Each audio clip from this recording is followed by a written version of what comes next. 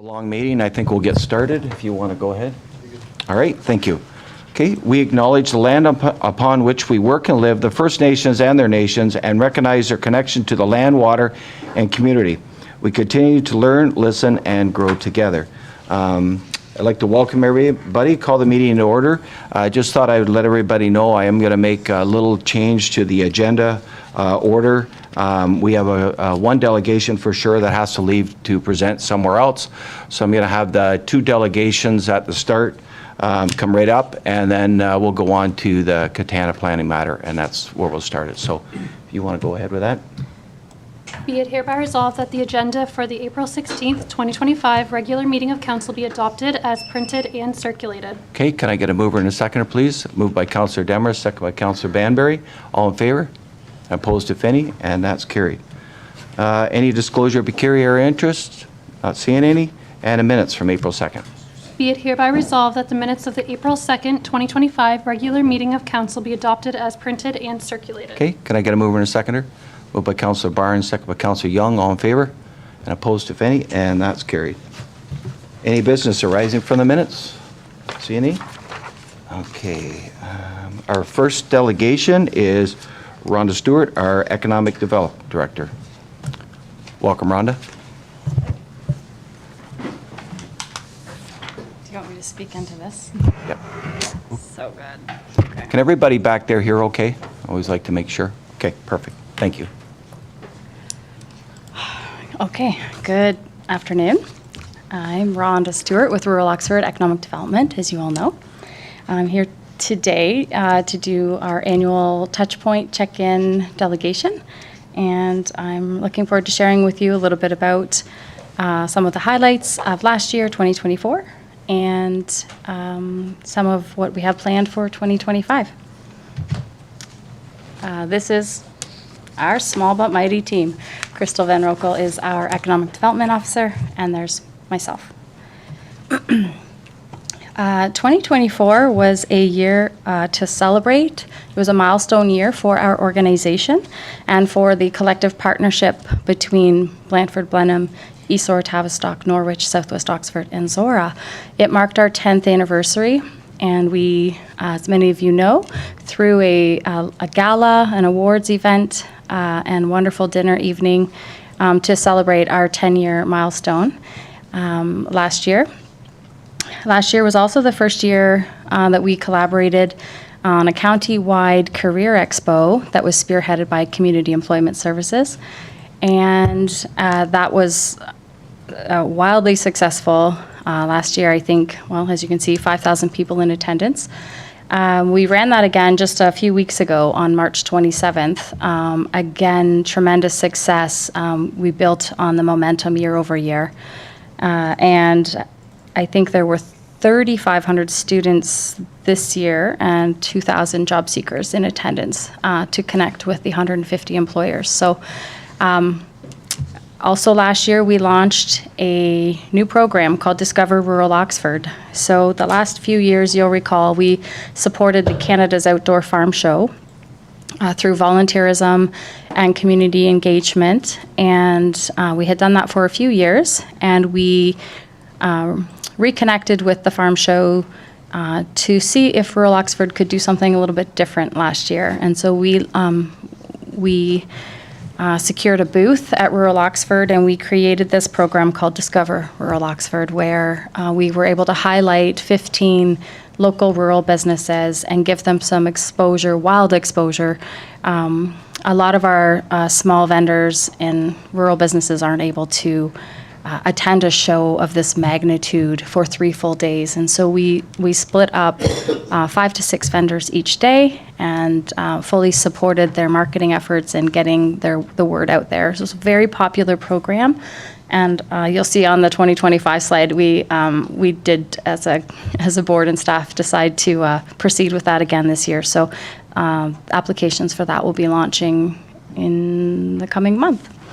Last year as well, we partnered with Oxford County Tourism and the Community Futures Oxford, and we supported 3 innovation grant recipients. So this is like a Dragon's Den type of program where companies can come and apply for a $3,000 grant to add some kind of innovative tourism product to their business line.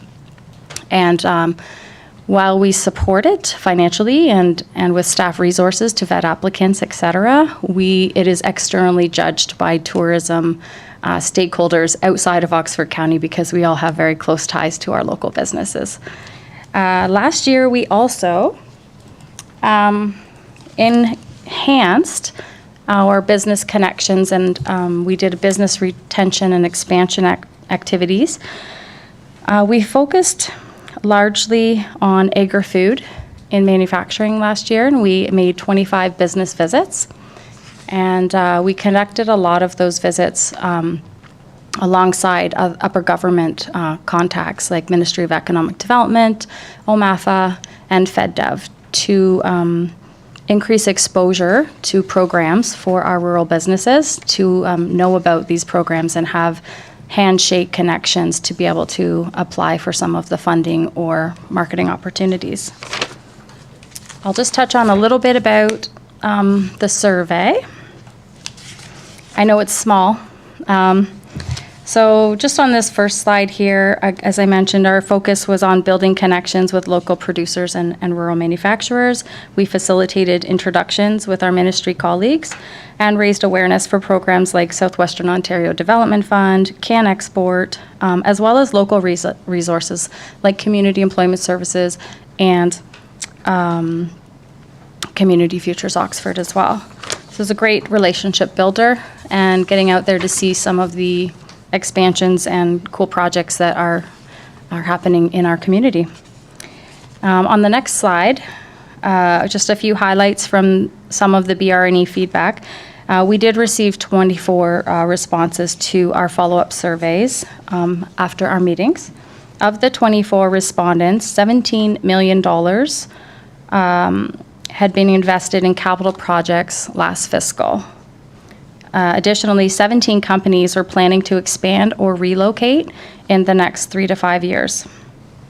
2/3 of the people who responded plan to invest in smart or new technologies smart manufacturing or new technologies. And you can see from the short list there are a number of different new markets being explored, and this was in 2024, domestically, internationally, and beyond.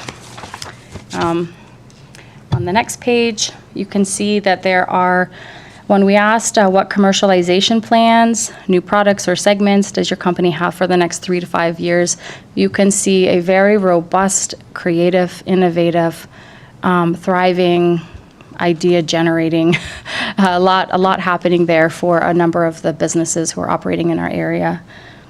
Combined, if every project were to come to fruition, it would exceed over $400 million in new investment.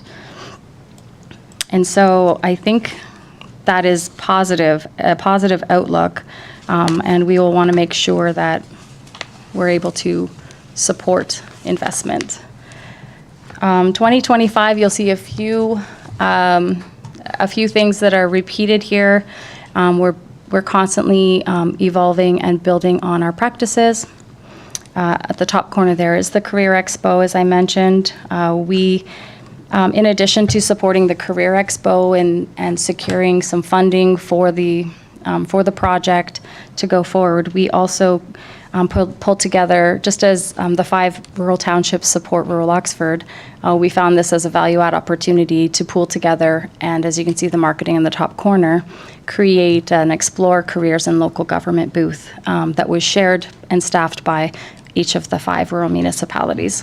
So we did get some positive feedback and appreciation for that effort. We do support projects locally, Oxford Fresh, Taste of Norwich, and others. There's an event coming up in June called Farm and Food Care Ontario. It's a breakfast on the farm networking event.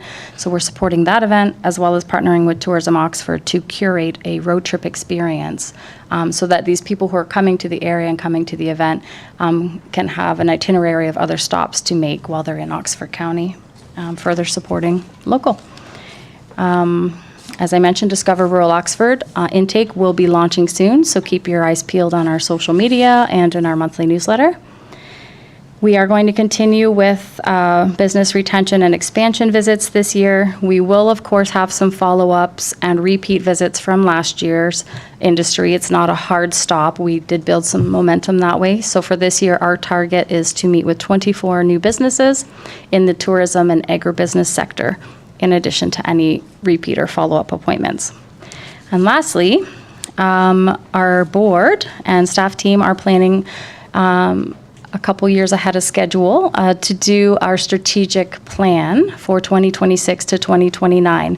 Our last plan was developed in 2021 amidst some very uncertain times, and our team, although small but mighty, we are very focused and goal-driven, and we did accomplish a large number of items off of that work plan. And so our board agreed that this would be a great time to launch another strategic plan, and we're in uncertain times again. So that'll be fun.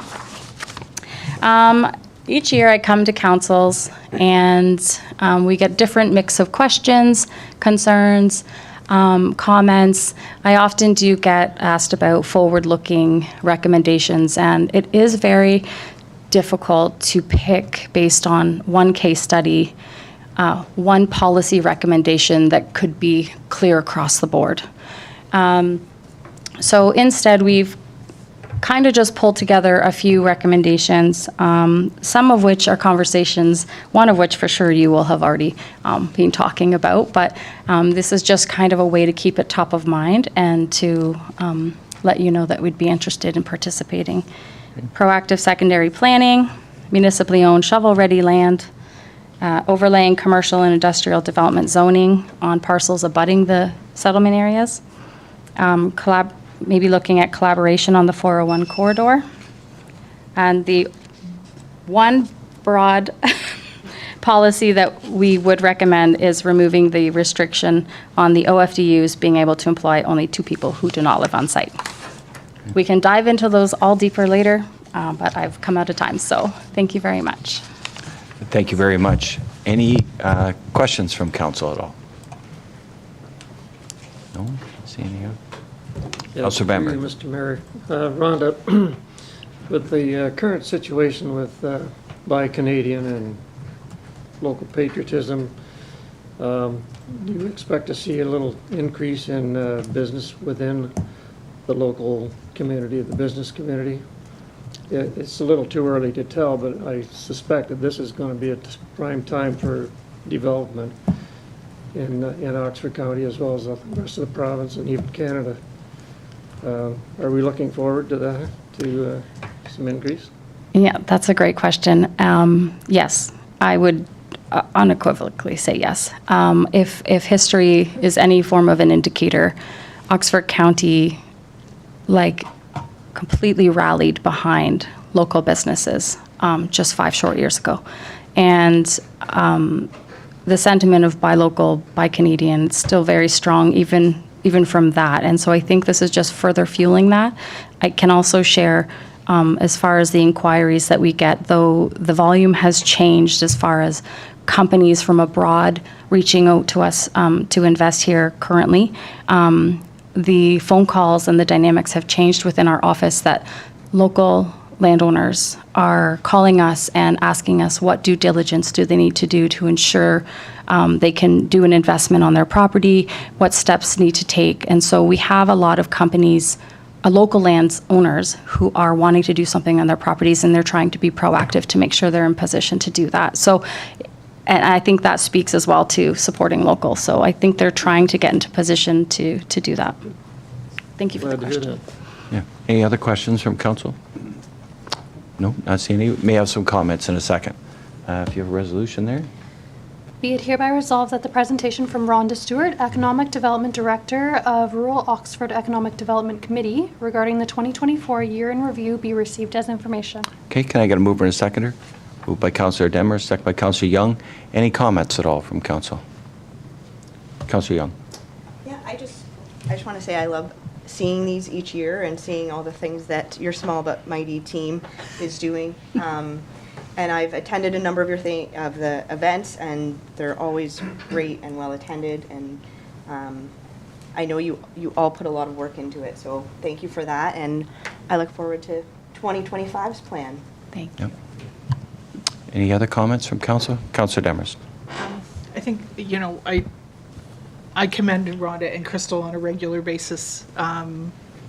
They do such a fantastic job and are always on top of the pulse of what's happening in rural Oxford specifically.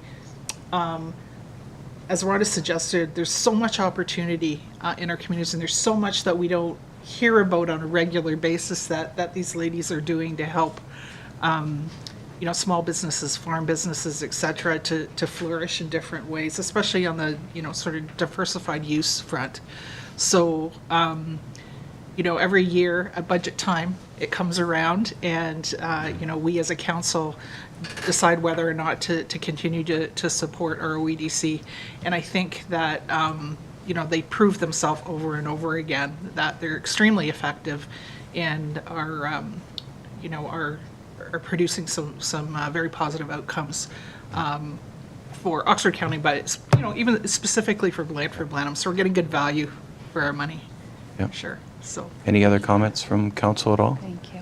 I just want to thank you as well. I've talked to you many times, and what I like about the whole process is when you have those sort of a meet and greet at different businesses, and you're able to go out, especially ones, because it's a lot of, there's even ones in our township, I'm sure still, that we don't know about or haven't visited yet. So thank you very much for that. Yeah. Thank you so much for having Thank me. you. Okay, all in favor? And opposed, if any? And that's carried. Thank you. Thank you, Rhonda. Okay, our next delegation is Randolph Lee, a resident from Princeton, about our drainage works. And if you can come up here, please. Welcome. Good afternoon. I'm here to represent the people of Princeton who signed this petition. It's about the drainage system that was put in. They're still working on it. We understand that there was a letter sent out. I was asked if I could have a copy of that letter. Nobody in Princeton appeared to have got the letter about the drainage system. I don't know why. I never received one.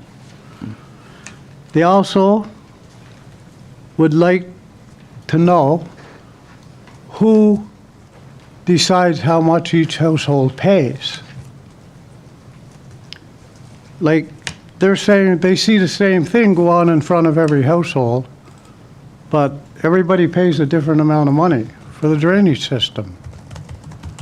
Well, why are we paying for a drainage system when we pay taxes? If you look at per capita, we pay more taxes than they do in Toronto. Why? And they would like to have the interest rate per year dropped down, not done away with, just take some of the interest rate away. At 15% interest, just on my payment alone, is $787.57 a year. That's just the interest. Over a period of 5 years, that's a lot of interest that we paid back on a loan that we didn't take out. And last of all, they would like to have the choice of either paying it in 5 years or 10 years.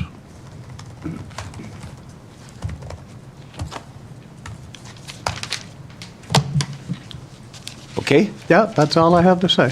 All right. I may get our CAO to answer a few of the questions. I don't know if you wrote them all down. Yeah, I've got them. Okay. Certainly, yep. Through you, Mr. Mayor, and to those in attendance this evening, I think I'll work through this list of questions. So I guess we can start out with how were the drainage assessments established? I might look over to staff over there if somebody's willing to provide kind of a brief explanation of the Drainage Act on how we calculate those assessments on a per household basis. Yeah. If, I'm Jim Morgan, Director of Public Works. Jim, if I could maybe, have we got a mic over there that they can hear? No, if you could maybe come to the podium. If I can maybe just get you to come to the podium, that way anybody can hear that's not here. I can sit back down over there and he can talk. It's okay, he can stand at that podium, we have another mic up above there. That would, just anybody watching at home, they can hear what's going on. Okay, thank you. Okay, hear me now? Perfect, yep. So this project and all of the township's projects are done under the Municipal Drainage Act. So what that is everybody within the watershed shares the cost. We appoint a drainage engineer to write a report for us. In that report, they give us a schedule outlining which property is charged depending on the size of that property, which is why you're seeing different prices. This project was also brought to council before it started, knowing that the costs were going to be significant, and it was council's decision at that time to bring them closer to the costs that were paid in Drumbo when it was done here, as well as when the project was done in Plattsville, so that the whole township was paying roughly the same price rather than the larger amounts that could have been charged to the residents of Plattsville. Right, so, and I guess just moving down the list then, so I think, Jim, you've hit on sort of the Drainage Act applicability to the file, where we come up with those assessment schedules. Before we kind of get Denise, the treasurer, involved to speak to the debenture program through the County of Oxford, would you be able to speak to just the letters? I understand that there was correspondence going back several years, but you might be able to give a more specific kind of explanation of some of that outgoing correspondence on the part of the township to residents in Princeton. Sure. Yeah, so this project has been on the books for 15 years, talked about with different delays. There was a public meeting that was held before the project started, I believe in 2022, I believe the public meeting was at the Princeton Community Hall, where all the residents were sent a letter to come out and view and let us know if there was any issues with the property that we will be looking at. As well, there was, once the decision from council was made, a letter sent out to all the residents stating that what their cost share would be at that time. Right, and I guess further to that, just looking here on our website, so we've got the notice of on-site meeting that would have been sent out in advance of any of the commencement of the drainage works. We got the notice of consideration and the report of the engineer, and then finally that notice of the court of revision, which would have been sent to all residents within Princeton.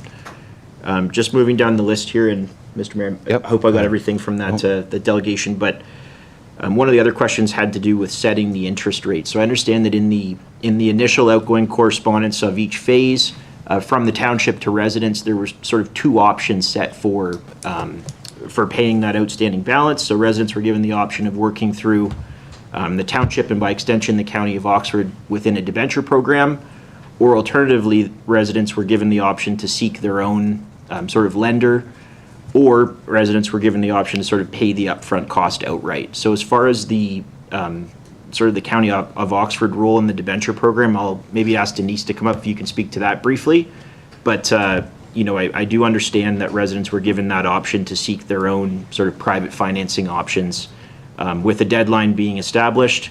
If the township wasn't notified of, you know, a resident's preference before that deadline came up, then it defaulted to that debenture program, which you had referred to. So now that we've got Denise Krug, the Director of Finance, up. Denise, could you please explain just the role that the County of Oxford plays in assisting us with debenture programs and sort of how those rates are established on a phase-by-phase process? So as per the Municipal Act, the lower tier municipality being the township of Blandford-Blenheim, we have to do all of our debenturing through the county. And I did reach out to the county prior to sending out the letters to get a rate from them. So the estimated rate was included in the letter, and that was subject to change. It's depending on market conditions. It's whatever the rate is when we actually do the debenturing. As per the 15% interest, so that was, it says in the letter I have here, 1.25% per month or 15% per annum or part thereof until the loan is arranged. So that will just be for 1 month. So it's 1.25% that was added. That's as per our fees and charges bylaw. We charge that on all outstanding accounts receivables across the board, as well as taxes. It's the same rate, and that again is as per the Municipal Act. Okay, and sort of the final item that I have on the list here just has to do with our flexibility in being able to consider, extension of the debenture term from 5 years till 10 years. And maybe I'll start with this one and then I'll hand it over to you, Denise. And I think in the spirit of sort of being equitable across all, the residents that are impacted by the 4 different phases, that principle of consistency in the way that the program's rolled out is really important. So as you're aware, I mean, we're sort of through one phase. This isn't the first time that, those debentures have sort of been sent out and entered into by residents. So, at this point, I'm under the understanding that we don't have a lot of discretion in offering a longer term, given that we've been working with that 5-year program sort of from the outset of the project. But perhaps, Denise, you could build on that a little bit. Yeah, just when the letters went out and this, what similar debentures were done is over 5 years, and so that's what we went with the first phase. And yeah, just to be fair, we went with the same 5-year option.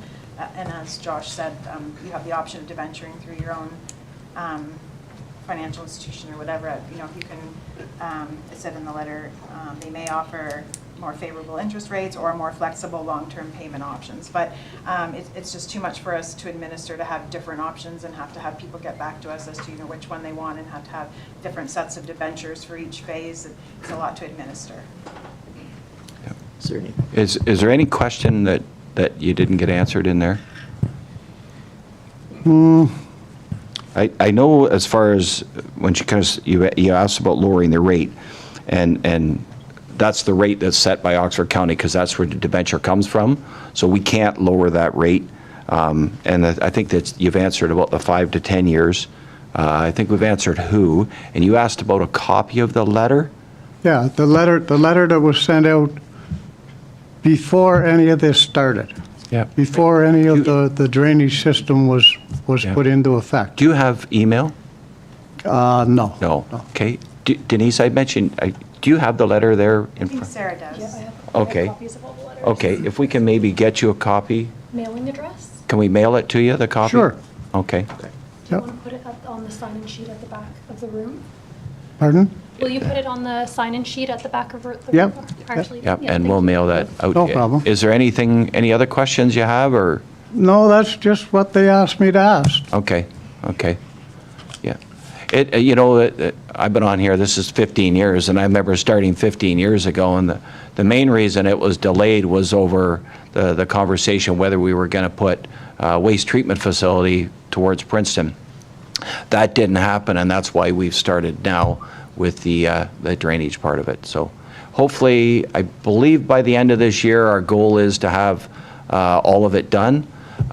We may, if I'm wrong, I'll have our Public Works Manager correct me, but the only thing that possibly won't be done is the final pavement. If weather permitting, we hope to have that done, but if not, they'll come back next year and they'll repave the whole town and make it to that finished grade. And that's correct? Okay. All right? Yep, Okay, perfect. Thank you very much. thank you. Okay. Be it hereby resolved that the delegation from Randolph Lee regarding the Princeton Drainage Works 2022 be received as information. Okay, can I get a mover and a seconder? Moved by Councillor Demers, second by Councillor Barnes. Any comments? All in favor? And opposed, if any? And that's carried. Okay, thank you. Okay. Okay, we're going to go back to our public meeting. Oh, you have... Be it hereby resolved that council rise and go into a public meeting under the Planning Act to consider an application for official plan amendment and zone change, OP 25021 and ZN 12501, Joseph and Lydia Katana, and that Mayor Peterson chair the public meeting. Okay, can I have a mover and a seconder, please? Moved by Councillor Banbury, second by Councillor Demarest. All in favor? And opposed, if any? And that's carried. Okay. I am officially opening this public meeting, which is being held under the Planning Act for the purpose of hearing an application for official plan amendment and zone change in the Township of Blandford-Blenheim. Would like to advise those in attendance that the Ontario Land Tribunal has the power to dismiss an appeal if an appellant has not provided counsel with oral submissions at a public meeting or written submission before a bylaw is passed. Pursuant to recent changes under Bill 185, appeals are now generally limited to the applicant, a registered owner, a public body, specific persons, or the minister. I'd like to ask those in attendance that if you wish to receive notification of council's decision, they should sign the sheet at the rear of the room, which is right back there at the back there. And please include your mailing address to receive future correspondence. I would now ask council members to state any disclosure or pecuniary interest or general nature thereof. And I'm not seeing any.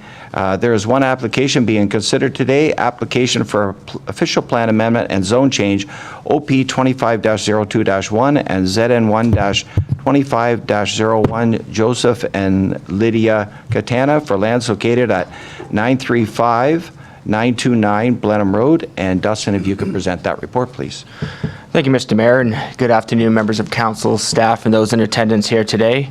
The applications before you concern a 97-acre property that's currently zoned A2. Currently on site, there are 2 building clusters, one in the southeast corner, which was presumably the original cluster and currently contains agricultural buildings, and the second cluster, which is in the northern portion of the subject lands and currently contains a single detached dwelling, which was built in 2015, 2 greenhouses, and a special events facility. The special events facility itself contains 3 300-meter square tents and a 60-meter square washroom building. It also has landscaping and grassed area for parking for approximately 100 spaces. The rest of the property is currently being cash cropped. The proposal before you, just for council's information and a little bit of background of how we got here. The township received a complaint on this property in 2024. The township's bylaw enforcement officer attended the site, and it was determined that the activities on the site were in contravention of the township's zoning bylaw. As a result, the officer issued a notice of violation in September of 2024, letting the owners know of the contravention and advised them to begin the process of trying to bring the use into compliance. To do so, the owners reached out to myself and indicated that they were looking to begin the process of receiving Planning Act approval. In this case, an official plan amendment and a zone change application were required, and the applicants went out, got the studies and the reports that were required completed, hired some representation, and they've now submitted the official plan amendment and zone change application that we're here to discuss today. Both applications are proposing to legalize the existing special events facility on site. I've already explained the breakdown of the facility. Excuse me. According to the application, the facility has a max capacity of 250 persons. They've indicated that generally weddings on site have between 160 to 180 persons. As part of this application, they would like to also allow for other events at the facility, like retreats and workshops and corporate events. According to the planning justification report, the workshops and retreats would have less people than a wedding generally would. And they've indicated that they do not have permanent workers on site. They are through contracts and that's through the people who are actually renting the facility. It'd be up to them to enter into contracts with vendors such as photographers, DJs, bar staff, what have you. Excuse me. As a result of the circulations to departments and agencies, a few comments were received which have been outlined on page 9 of your report. To go over a few of them, the township chief building official indicated that according to the township records, the only permit that they were able to find was for the single detached dwelling, and reiterated that any structures over 15 square meters required a permit as a septic. The director of public works reviewed the submitted traffic impact study and indicated no concerns. They also indicated that the traffic that will typically be found at the site would be found at the off-peak times for the road, and he also indicated that the driveway is visible in both directions. The township's Director of Protective Services outlined a number of fire-related pieces that they're looking for, some information, and also reminded the applicant of what will be required on site in terms of fire safety. In terms of the circulations to members of the public, at the time of the report being finalized, no letters had been received. However, since the the report has been finalized, 2 letters of concern have been received and 1 letter of support has been received. And a copy of each of those letters have been provided to members of council. I'm not sure if council is looking to have any of the letters read out at this meeting, but if they are, I believe the deputy clerk has copies of the letter. In terms of our analysis, starting with the provincial planning statement, the intent is to protect agricultural land, especially prime agricultural land, for agricultural purposes. And when we say prime agricultural land, we're talking about soil classes of 1 to 3. In this case, the majority is class 2. And it also permits for agricultural-related and what's called an on-farm diversified use as well within these lands. So if it may help council, I'm happy to read the definition of an on-farm diversified use as outlined by the PPS. So an on-farm diversified use means the use that is secondary to the principal agricultural use of the property and is limited in area. OFDUs include but are not limited to home occupations, home industries, agritourism uses that produce value-added agricultural products, electricity generation facilities and transmission systems, and energy storage systems. To assist municipalities with their decision-making, in 2016, the province provided a guideline for permitted uses within prime agricultural lands. As part of that document, they also outlined best practices for OFDUs as well. And in that document, it does say that typically, it does provide a list of uses that are typically not permitted as OFDUs, and 2 of those are uses with high water and sewage needs and/or that generate significant traffic, such as large food processors, distribution centers, full-scale restaurants, and banquet halls. It also includes large-scale recurring events with permanent structures. In staff's opinion, while it's not listed as a banquet hall, there are similar tendencies with banquet halls with what is being proposed here. And when you look at the fact that from May to September, generally events are occurring each weekend, we would say that that's a reoccurring event with permanent structures. So in our opinion, it's very similar to a banquet hall. When looking at the county's official plan, recently Oxford County went through updating our agricultural policies in our official plan, and that included the policies for OFDUs. We provided the province with a copy of this in order to get their approval, and in 2024, the province indicated that they were satisfied with the policies that we were proposing for our agricultural policies, including that for OFDUs. And we generally stayed consistent with what the PPS speaks to in terms of OFDUs and also the 2016 guidelines. We also added some additional policies as well in our official plan when it comes to OFDUs. So just to give you an idea of some of the policies we look at, generally OFDUs should use no more than 2% of the land use up to 2 acres. The structures associated with the OFDU shall be about 557 meters square, which is about 6,000 square feet. And it also limits the number of people working at the facility who live off-site to 2, which, as you just heard in Rhonda's presentation, is in there. And the intent of this is to ensure that the uses are small-scaled and it supplements the owner's income as a farmer. But one of the most important policies that we included in our OP update is a policy that specifically says that special event facilities shall not be permitted as an OFDU.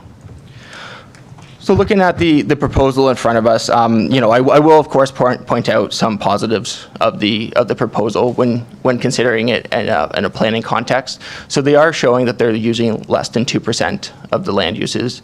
I believe they're at 1.8%, about 1.7 acres. My apologies.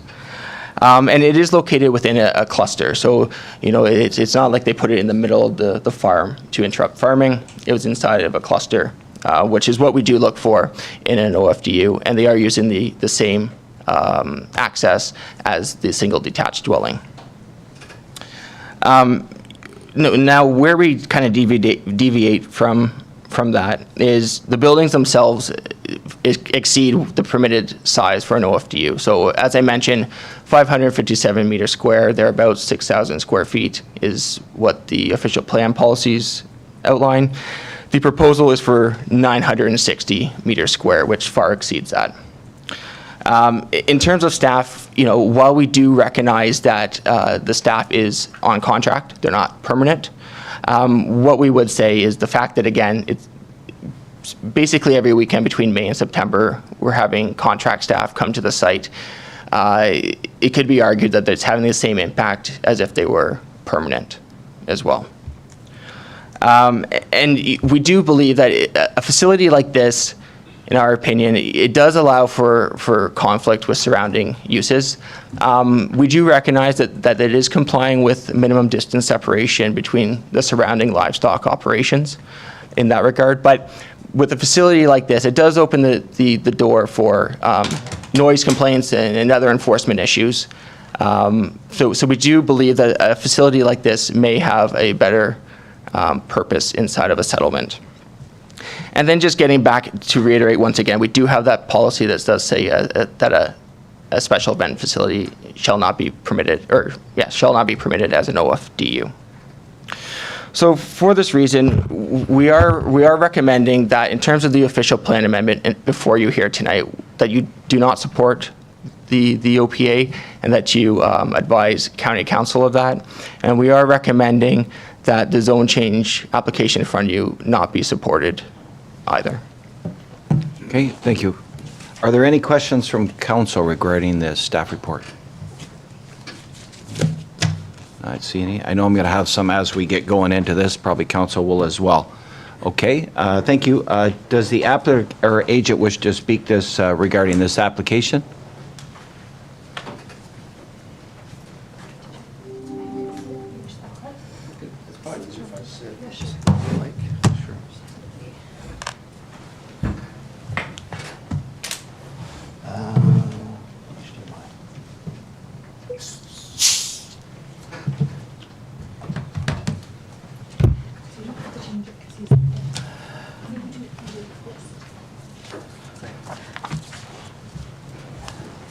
Welcome. Thank you, Mr. Mayor, members of council, members of the public. My name is Pierre Chauvet. I'm a partner and a planner at the planning firm called MHBC Planning. With me this afternoon is one of our intermediate planners, Chelsea Brooks, and also with me is the owner, Joseph and Lydia Katana, as well as the operator, their daughter, Safara Katana. So if there are, I guess at the end of the day, if there are specific questions that I can't answer, I just wanted to make note that they're here, that they could probably answer some things that I may not know about. I'm here, obviously, I have a different opinion than your planner, here in support of this application, and I would certainly ask that council support both the official plan and zoning bylaw amendment application. I do note and recognize that this operation has been here for a number of years, about 3 years already, and has operated, we understand, without the proper approvals, and that's why we're here, and to make things right. So there may have been operations and things done in the past that we will be correcting, and certainly some of those corrections in terms of building permits we anticipate will be done through subsequent processes such as a site plan application that we fully anticipate doing, and perhaps addressing some of the compatibility issues that we've heard from some of the comments. Let me just see. There we go. I'll try to be quick here and not go over some of the same points that Dustin went through, but as you all know, it's about just under a 100-acre parcel fronting on Blenheim Road with access off of Blenheim Road. The OFDU, which is what I'm going to call the on-farm diversified use, as you heard, is under that 2% provincial requirement. Again, that use will continue to utilize the existing access to the house off of Blenheim Road. The entire property is currently being farmed and will continue to be farmed. And the areas that were this special events, and I'm going to qualify that special events because, again, Dustin mentioned special events as a term. It's used in the Oxford County official plan, but I would note it's not defined, albeit we would all probably agree a wedding is a special event, but I think it's a different kind of special events could be a number of things. And I think what we're seeking is specifically a wedding venue, and first and foremost. And it really consists of 3 tents. These are not permanent structures. These are semi-permanent structures. They do require building permits, which we will seek to obtain once we get these approvals. There is a turfed, you've heard of a turfed parking area and a shared driveway, and there's a washroom facility. And I do have some pictures of what this facility looks like. I just wanted to point out in these pictures the floral arrangements. This is very significant and important because that's what makes this unique, not only the fact that the rural and agricultural setting, which makes these types of uses important and part of your local rural economy, but in this case, they grow all the floral arrangements and flowers on site in their greenhouses, and they display them at their wedding events, and that's what makes this particular venue special. So it is a form of sort of diversifying or sort of adding value, sort of retaining value in the agricultural commodity. Flowers, believe it or not, is an agricultural commodity. It is actually retaining that value and exhibiting it and reusing it on site. Most of the events are held through May to September on weekends, predominantly on Saturdays. There may be the odd Sunday.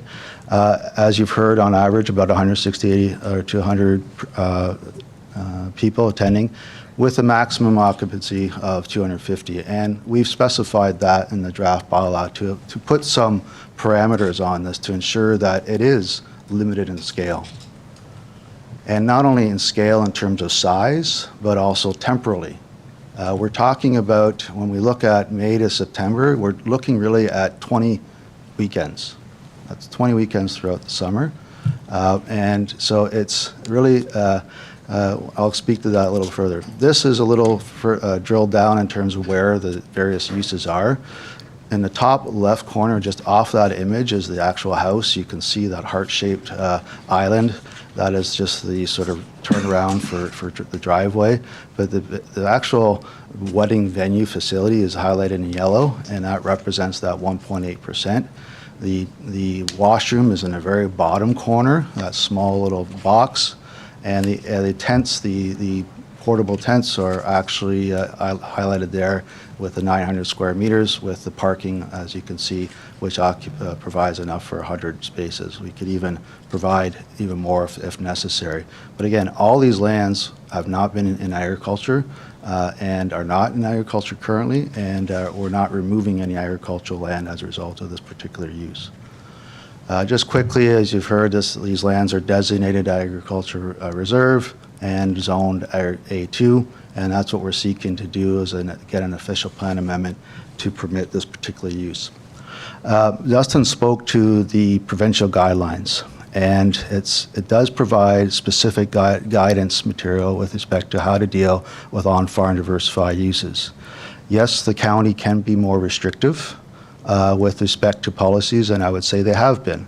I have done a number of these across the province, these types of wedding venues, and these types of wedding venues in every other jurisdiction in the province are a permitted use and are considered an on-farm diversified use, provided they meet the size criteria and sort of these time limits on the use. And that's, like I said, in our bylaw, we've stipulated when those time periods can occur and the size of the event. So some of the criteria, you can see on-farm diversified uses must be located on the farm, which what this is, it's entirely being cropped. And as you've heard also, there's also being flowers being grown on the property. It must be secondary to the use, and that's exactly what is occurring. This is secondary. The prime use will continue to be agriculture 365 days a year. Just for these 20 weekends throughout the summer, we're having these wedding events. You've heard it has to be limited in area. We are below that threshold. That was a positive thing in Dustin's mind. And it has to be limited to home occupations, industries, agritourism uses, and uses that produce value agricultural impacts. This type of venue does attract tourists. This is the reason why it's being located out here. In fact, it's the rural and agricultural nature, the beauty of your own township, why it makes it special. And you can't do that in the city.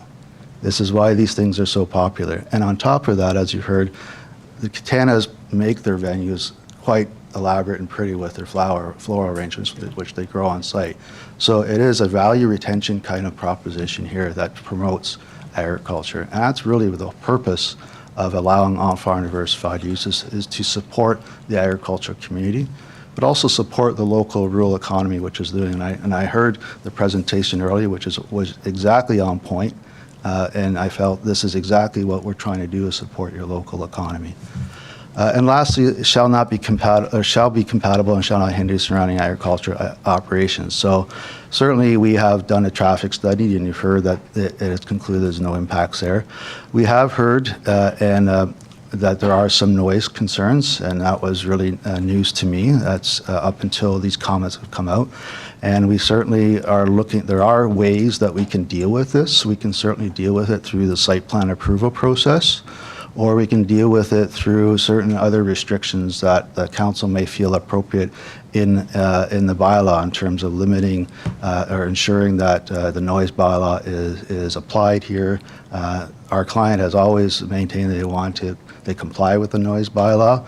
They admit that probably in the early years of operation that was probably not the case, but they have dialed it back.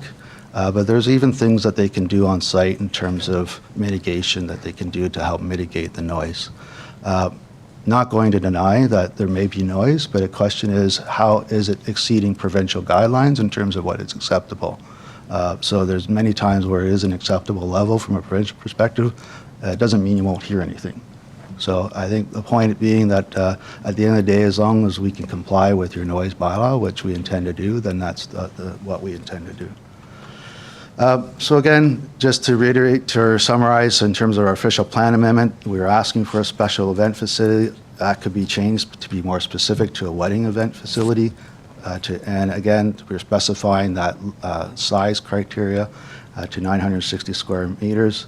And similarly with the bylaw, we've added a few more restrictions in terms of the time period, the number of people, and the acres that's applicable.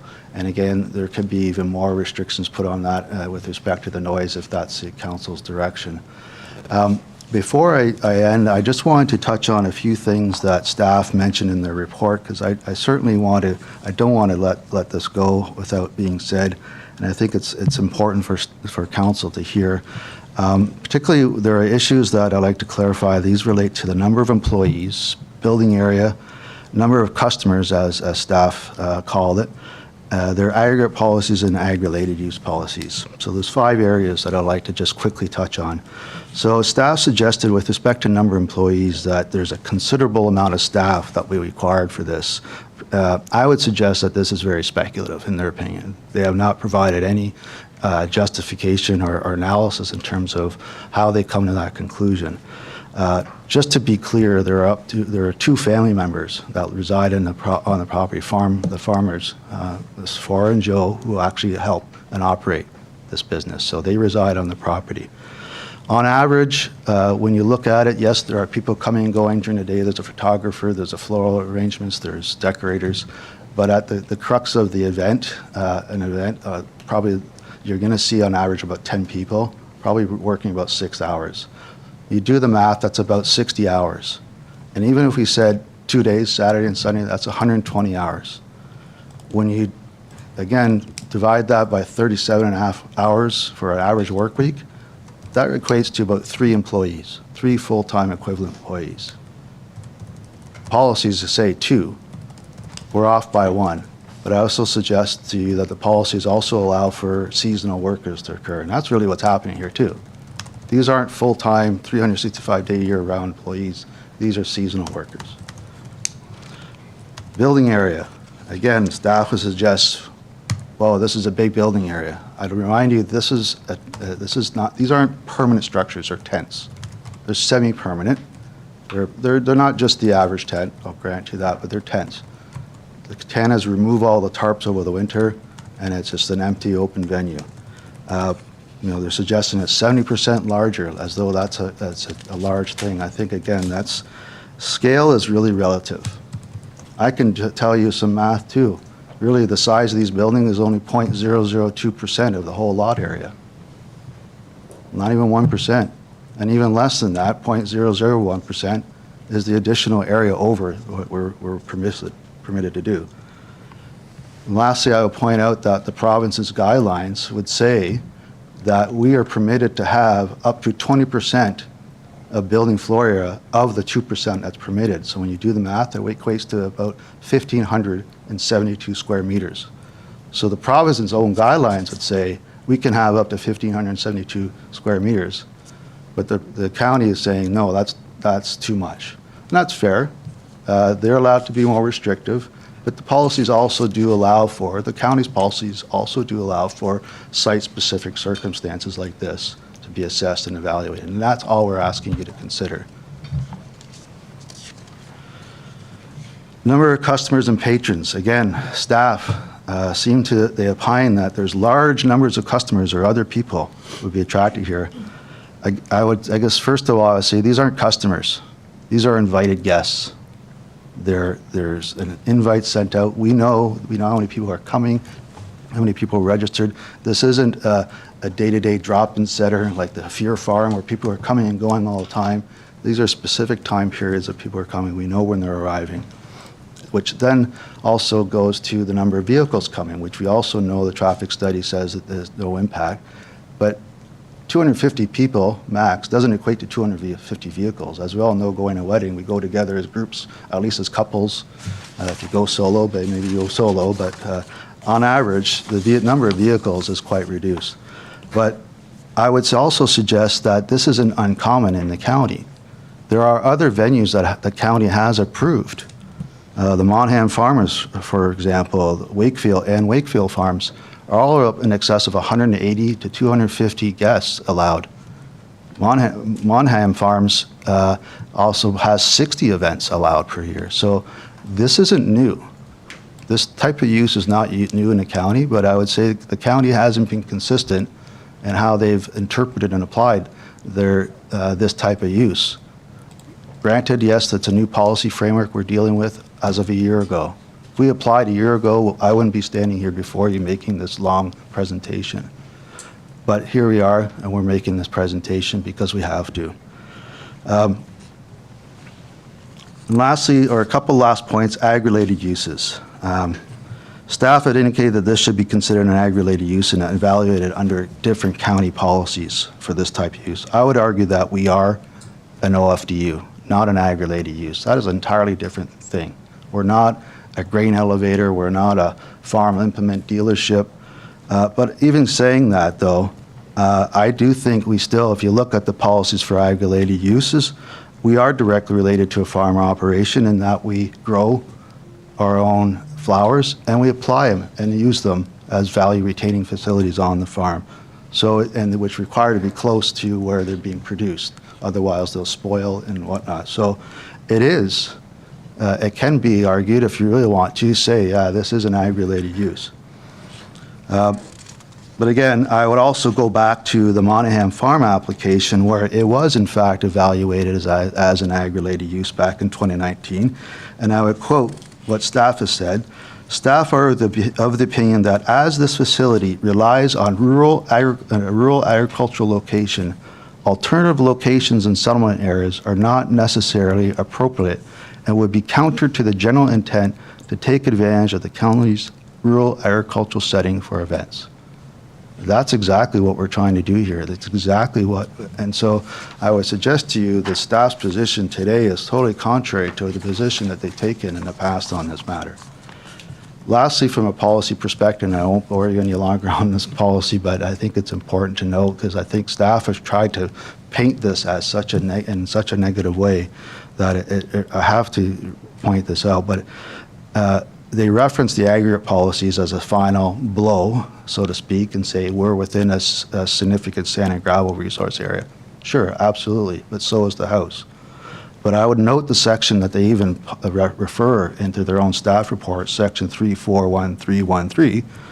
It relates to new non-agricultural, commercial, industrial, or institutional uses, non-farm rural residential uses, and/or active recreational uses. We're not that. We're non-farm diversified use, so that policy doesn't even apply.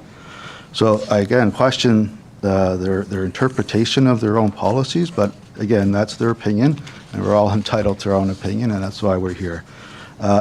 One last point on the noise, as I mentioned, I just want to close on it.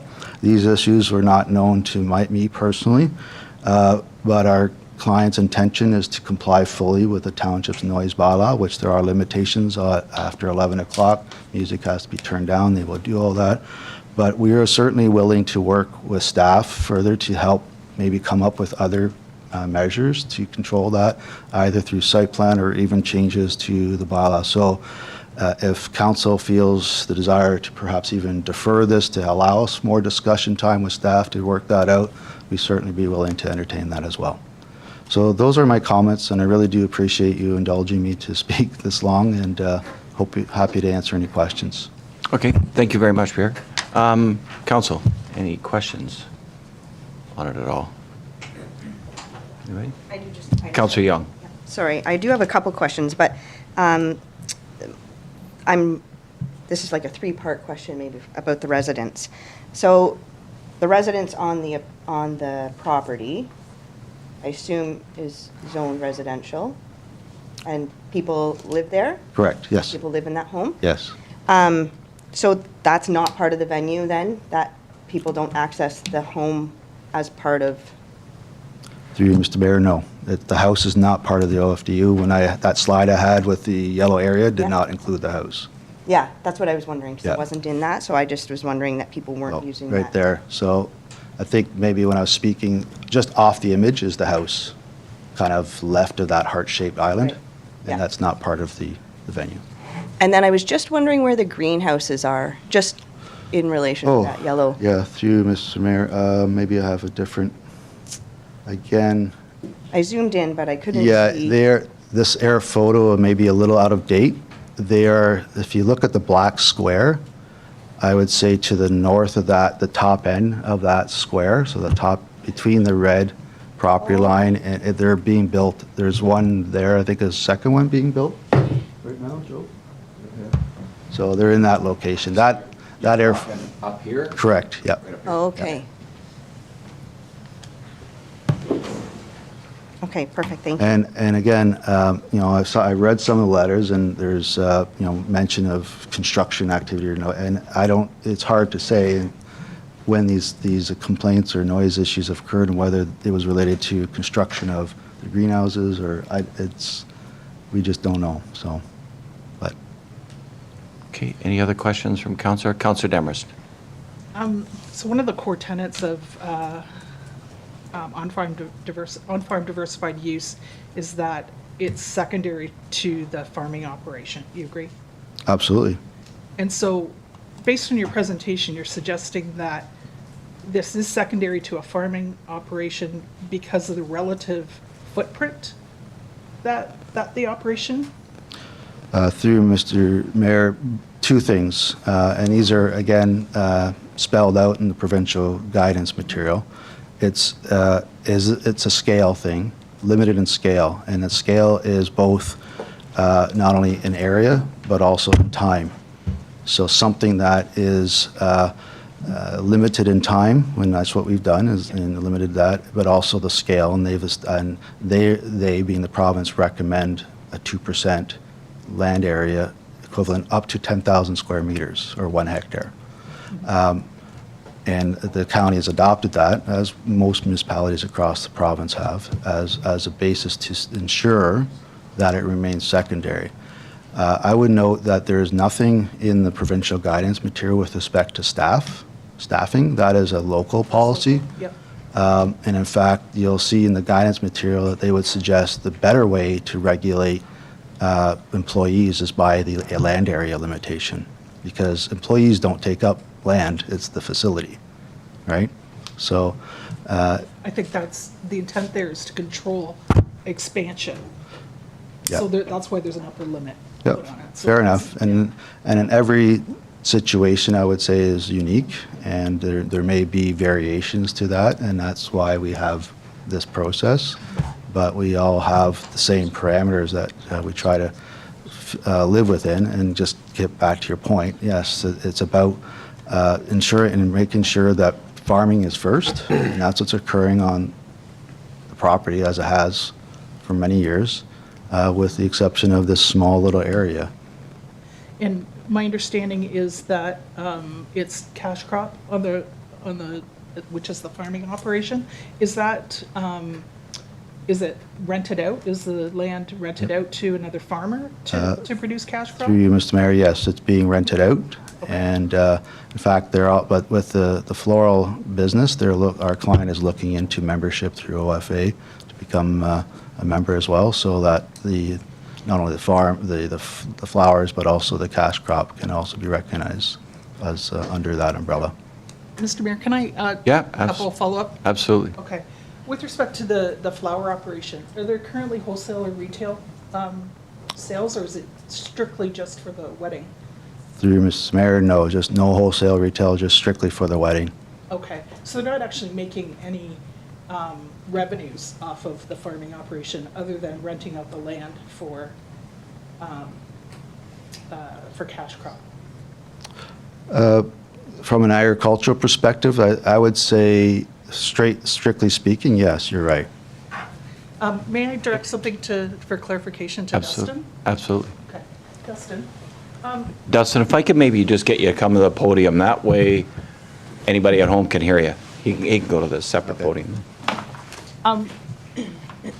With respect to the on-farm diversified use and the farming operation being secondary, you've heard what the applicant has discussed here.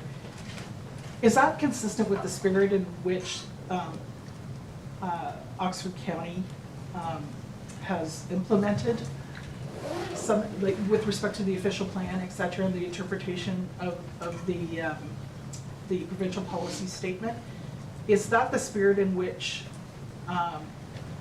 is it, what I'm trying to say here, is it consistent with their intention that it's based on sort of relative space? Sorry, I'm not articulating. I think you know what I'm getting at. What does, what's Oxford County's perspective in terms of how secondary use is determined? Yeah, so through you, Mr. Mayor, to Councillor Demers, it's a fair question. The intent is for the use to be quote-unquote secondary to the farm. Now, there's a discussion as to whether the person who's living on the site who is supposed to be the farmer, the intent would be for them to actually farm the land and this to be a subcomponent of that, a secondary component of that. So in this case, if the owner was the one farming the land, then they should be showing that the wedding venue, in this case, as I'll call it, is actually, a supplemental income to their farming operation. Essentially a side hustle in those terms. Yeah. So in a way, size is definitely part of it for sure, but so should also be the income. Like, is it the main source of income? Is it a small portion of the income? Is it a side hustle where it's helping the farmer make some additional money with this on-farm diversified use? And I think in the report it's kind of laid out that in our opinion that's not the case. We don't see this as a secondary use. My colleague, of course, sees otherwise, and that's fair. We see things differently, and I'm okay to leave it that way. But in our opinion, this is not a secondary use on the land. Fully recognizing that the size, is under the 2%, is under the 2 acres. But there's more to just size. There's more to that than just the size of the structure. That's good, thank you. Okay. All right. Any other questions from council? I have a couple. I spent some time looking on the website, looking over what the facility was. And one thing I did notice, on the website, it talks about a capacity of 500 people.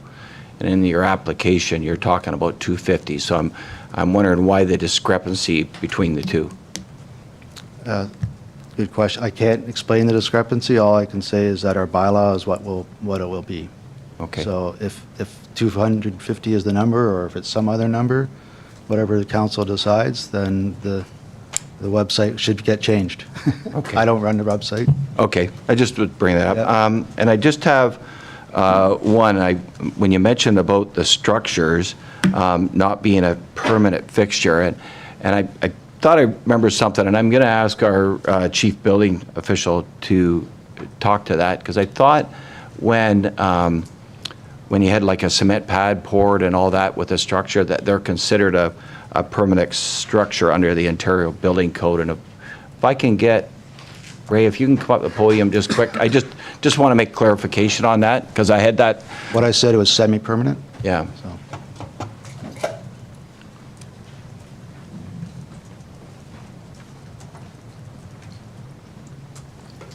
Through you, Mr. Mayor, under the Ontario Building Code, there is no permanent, not permanent, it's a structure. Okay.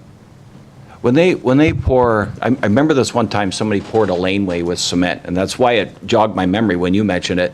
As soon as it's poured like that, is it not considered a permanent structure? Again, under the Ontario Building Code, Yeah. there is no permanent structure or temporary structure. Just either is or isn't? It's a structure. Okay. Obviously, there's provisions for actual tents, like from our Dremel Tent Company that we use Yep. for, our fall fair, but this is not it. This is just a structure. Okay, perfect. Thank you. Thank you. Thank you. And just a curiosity, I know you touched a little bit on the noise abatement issues.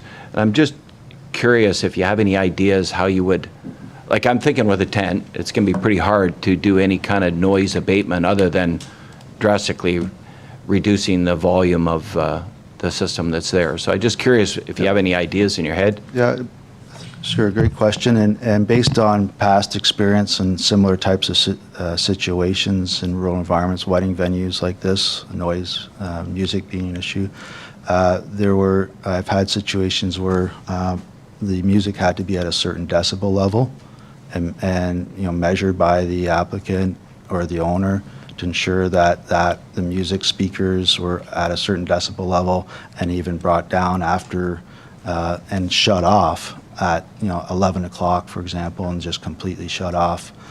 So there are things like that can be utilized and repurposed and recycled for sure. There are also in that case that you may say the flaps don't do anything, but in that particular case there were tents as well, and they had to be indoors and the flaps down while they played the music, and so there are things like that.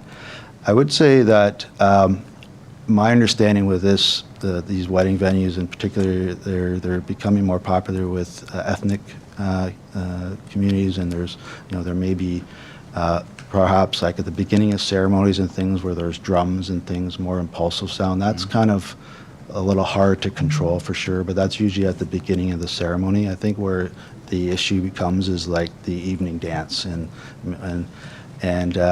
even limiting, if we had to, live bands like that, is something that could be on the table where we don't even have live bands. It's just music, because live bands can have, that music can be a little harder to control. So there are things that we can look at and explore to help mitigate some of the noise issues, and we're open to that. Okay, and just one other, I wrote it down here at the end, Councillor Young brought up a point about the house itself, and it's their residential unit. And when I was looking on the site, I just wrote it down here, is that it talks about a luxury bridal suite. So I'm presuming that must be included in the house, like it's part of the house, is that? I happened to see it on when I was looking on, and I wrote something down that they can get a luxury bridal suite, and it talked about a tower, and the property is absolutely beautiful when I saw it online. Yeah. But I'm just, that's why I'm saying that part of the house must be used as part of the venue? I'm Yeah, Sephora, she has the answer to that. Yeah, to answer that question, they're there as invited guests, but not as a public space that anybody can enter that space. There's still private residence there. Okay. And I do want to address on the spirit of agriculture, because If I could maybe just get you to come up to the mic and state your name. Is it here if you want? Either one. Yep, it's fine. All right, yeah, so to address on the spirit of agriculture here, I'm an Oxford County kid, and here is, we are looking to doing our OFA and reaching, I do have in the works right now a retail and a wholesale contract with grocers in the Waterloo region specifically, local grocery stores to provide flowers. So that's what we are working on, and that's where the greenhouses really help us being able to grow and control temperature and all that, as flowers are very, very delicate. Sorry, running out of breath. Yeah, so that's something that we are doing as a primary source, wherein weddings are something that is like a beauty, a value added, that we've come to really enjoy experiencing different ethnic cultures in the space. So yeah, so that's to address that. Okay, thank you. Anything else? Councillor Young. I just have one more question. So I understand that this was kind of brought to our attention because through the noise complaint from last year.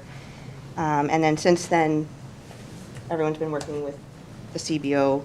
I guess I'm just curious why it wasn't initiated to seek permits for these structures until this was kind of brought to our attention. Through Ms. Mayor, I don't know. I have to ask my client, but I think probably the simple answer is didn't know, but I don't know. I can ask if you want to hear from my client. Sure. Sephora, do you want to come? Can I speak from here, or? If you come to the mic, just in case somebody at home is watching, that way they can hear you, because otherwise they won't. Yes, they're for private use, so greenhouses that expanded into something for weddings. So there were already built structures in place there, and then it diversified into weddings, and currently now into flowers. So this is and if I had to be more honestly, lack of understanding that this was on my end requiring building permits from a private use. So Just to follow up. Yep. Actually, never mind. No. Okay. Anybody else have anything? Comment? Anybody? Not a question, comment. Do you want to do? Yeah, we'll do comments at the end. Okay. All right, thank you very much. Thank you. Thank you. Okay, I think there probably is. Are there any interested parties in attendance who wish to speak to this application? And if so, if you'd like to come up. Yeah. And what's that? State your name. Yeah. They can state their name. Yeah. Okay. If you want to come up to the mic, state your name, please, and try to, I know it's, maybe the questions will come from back there, but if you try to address council, then we'll try and go from there. Okay. I'm Wayne Coughlin.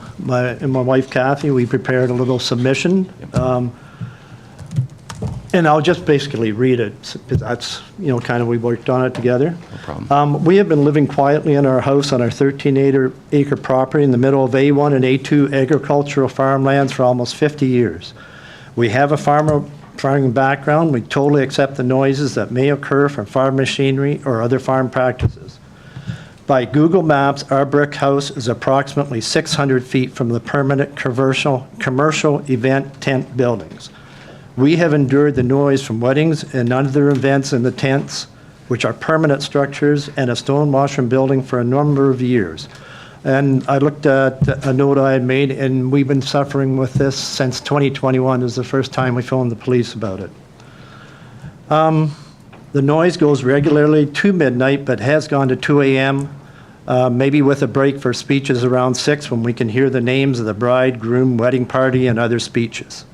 The commercial events are not always on Saturday. Bands come out and practice during the week, and some commercial events start Friday night and run all weekend. We do not have a multi-million-dollar mansion to protect us. Our brick house has the windows shake with the noise. Even when the windows and the blinds close, we have a difficult time hearing our TV. Initially, a number of years ago, we tried to phone Mr. Katana to tell him the noise was bothering us, but he would not talk to us. He had a real estate agent call to tell us that he was a busy man. The agent described him as very abrupt and loses his temper easily. After a number of calls, the agent offered us a small amount of money to leave for the night. We declined. Why should we be forced to leave our home? The agent got a little bit irritated with us, and he finally told us that there were a number of events still booked and that we would have to put up with the noise. The agent told us that they had permits and they could do what they wanted. And this is back in 2021, when the facility was still there. We called the police, usually around 11 or 12 p.m., to wait till things quieted down a bit. And we called them a number of times because we could not sleep or even watch TV. We phoned the township office a number of times and complained about the noise and the use of A2 farmland for commercial events. The office said Mr. Katana did not have permits and that no one works on weekends to deal with the complaints. The township office told us at that time we had to hire a lawyer and go to Toronto to complain. And this is in 2021. Like, this is when we started to complain. The first complaint was not in 2024. Nothing was done and we gave up. We no longer phone the police to complain because we feel it is a waste of their time and resources because they cannot make changes. Currently, when these commercial events making tens of thousands of dollars occur, we try to suffer through it. We shut our doors and windows and close the blinds. We try to calm each other down, but we still must raise the volume on our TV to even hear it. At times, our house is shaking from the constant pounding of the music. I have high blood pressure, which you can probably tell, which increases with the noise, and my wife has asthma, and the increased stress requires numerous extra puffs. We close our windows, although she requires fresh air to reduce the asthmatic symptoms. We are not able to sleep. Why is this application now when the events have been held for years? Mr. Katana is a professional developer who deals with zoning and bylaws regularly. He knew his A2 farmland was not zoned for commercial use, but has ignored the zoning and bylaws. His website states that there is only one Saturday night left to book for May to October season. Mr. Katana's application proposes uses that in no way relate to farming and show a total lack of respect for the local rural community. Years previous, Mr. Katana had offered to buy our property for considerably less than market value. Maybe we should have sold. The community planning website highlights the goal, the residents' overall quality of life. With the exponential increase in commercial events, all my wife and I can expect is increased health issues, ongoing stress, depression, anxiety, insomnia. The rural community will see a large increase in noise and road traffic. And that's from my wife and I. Okay. Any questions on that? I just have one. Sure. I actually find it a little disturbing that if our office actually did say that they bring a lot of money into the township and the county, I don't like that, if that's the way that comment came through. It was actually said to us twice. Yeah. So I personally, I'm not sure who it come from or where, but I apology from council, because that's, to me, is unacceptable if that's what did come from the township office. It's not right for that. It should have been, like, if this was happening back then, it should have been dealt with then and not 2 or 3 years later. So my apologize to you if that did happen through our township. I know I did ask a little bit about it, and I'm not sure who or why that was told to you, but shouldn't have been. when I made my initial phone call, now like this is going back to 2021. Yeah. In what I was told, the person who should have been dealing with it wasn't there at the time, so they put me on to somebody else, and I can't say their name or anything, but my wife did come in, I think, to pay the taxes, and she made a comment to the staff, and that comment was made back to her also. Okay. Okay? Anything else from council? Nope. Thank you very much. Thank you. Okay, is there anybody else that wishes to speak? If you can come up and say your name, please, and...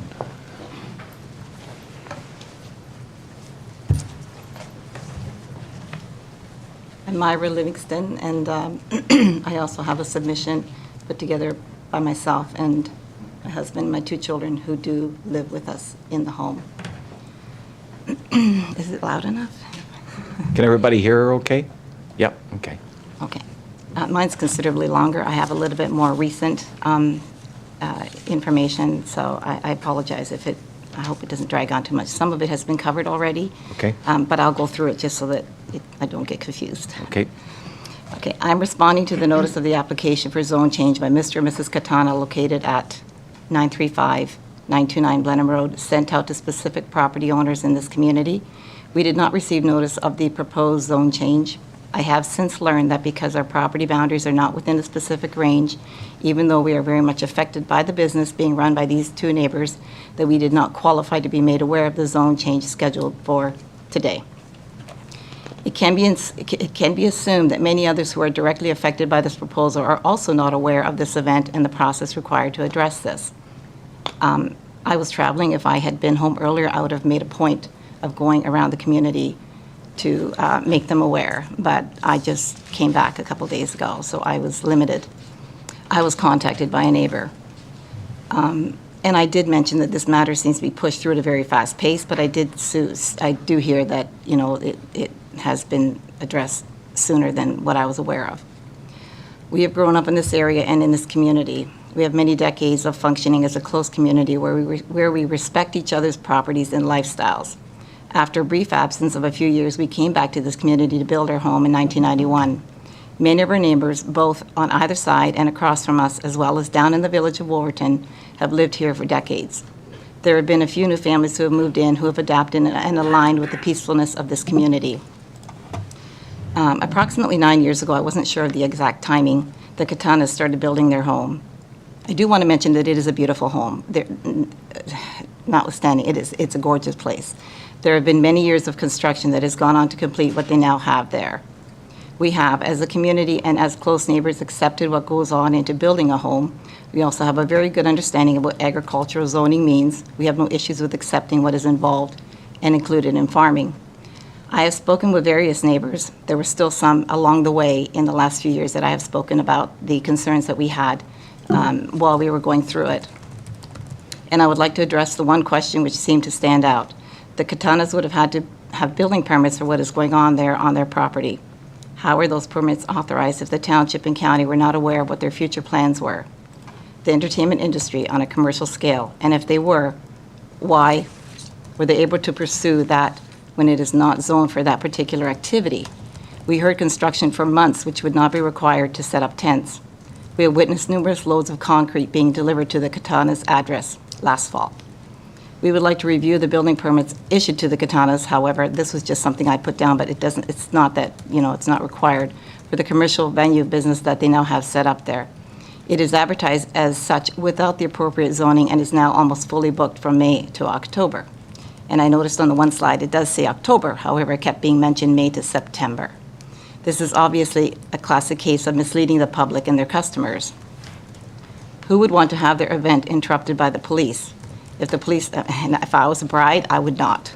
If the police are called to deal with the neighbors who disregard the bylaw put in place to protect all members of the community, then this would be a constant issue that would ultimately affect their business.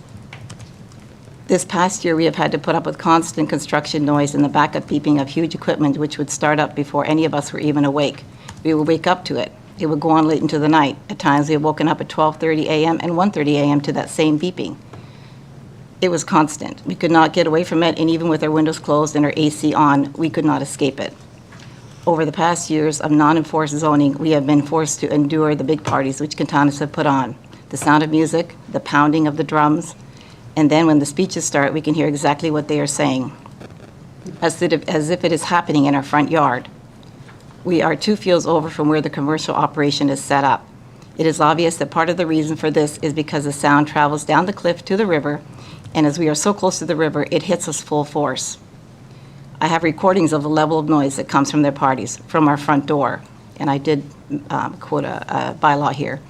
It should be protecting us from this onslaught of intrusion and invasion of our once peaceful environment here in Blandford-Blenheim. I have contacted the police numerous times to file a report on the harassment. I followed this up with written complaints with Mr. Dave Robertson. These complaints spanned over 2024, so I really got concerned over the past year because it was just too much, and I thought, I can't be the only one, or I'm talking myself, but my family, the only one, being affected by this. And that was when I went to the neighbors and tried to find out if anybody else was feeling the same thing. Now, our home is a brick home. A lot of the homes around us are not brick, and ours is more soundproof, and we can hear it. So I'm sure that it's really bad for them. I have copies of these complaints, which I sent to Dave Robertson, and I'm sure the bylaw officer also has them filed. It is seriously concerning that they, Kantanas, know we are being affected, yet they continued with no permit or legal right. If they would have had a permit, why was the excessive noise allowed to go on so far into the night when these permits would or should have taken into consideration that we as a community also have rights? How is it okay to victimize such a large part of the community? When the peace is being disturbed at such a high level and when it affects such a broad area, someone needs to have the power to protect the victims. The Kantanas are not operating under the construct that the rest of the community lives under, and many have lived under for decades. They have not suffered any debilitating penalties or repercussions for their past violations. We must defend our rights to live in peace in our homes. I would like to bring to attention that even though I have filed numerous complaint letters to Mr. Dave Robertson, the bylaw officer, following numerous calls after hours to the police, nothing has ever changed. Filing for a zone change is not the solution to this concerning, controversial, obvious situation we have been suffering through, because it's just going to get worse. Allowing this illegal activity to continue without zoning and then deceitfully claiming they have permits from the very beginning should be addressed. I have had feedback from one of the officers who apparently did show up to the Katana residence on one of the calls that I made during one of the parties and said that when he reached them, it was obvious it was a large party by the vehicle. It was a large party. He could see that by the vehicles parked there, but that they had stopped the music. It appeared to me that no follow-up was ever done on some of the other calls as the music just kept going. We have always been careful to quote the bylaw which protects the residents of this community with respect to noise and heavy traffic. And I do have to say that we did not witness the heavy traffic. I do have to mention that. But nothing has been done to protect our rights in accordance with the bylaw sections included in this letter of concern. It can also be pulled up online, so anybody can find out what those bylaws are. Yet the Katanas ignored this. I noticed that a decibel level was mentioned. I'm just wondering how that can be measured when it travels down the cliff, down through the river, and when it hits us, because that is like, it's amplified. Through my multiple conversations with Mr. Dave Robertson, he was very gracious, supportive, and compassionate with what we are having to live with. This constant battle with the Katanas has affected our health to a degree where we have to abandon our home when they decide that they're going to have their parties and events. And it's not very fair. Last summer, when the construction vehicles were constant and continuous, we also had to abandon our home to get relief. This does not align with our rights to have a place of refuge and a place where we can heal. And I'm talking about those of us who are having issues with health. And there's a few of them in the community that are not able to be here. Some have cancer, some are the elder. It's very sad. Another concern by those informed of the zone change is how will this zone change affect our property value? Because obviously, it's not the country anymore.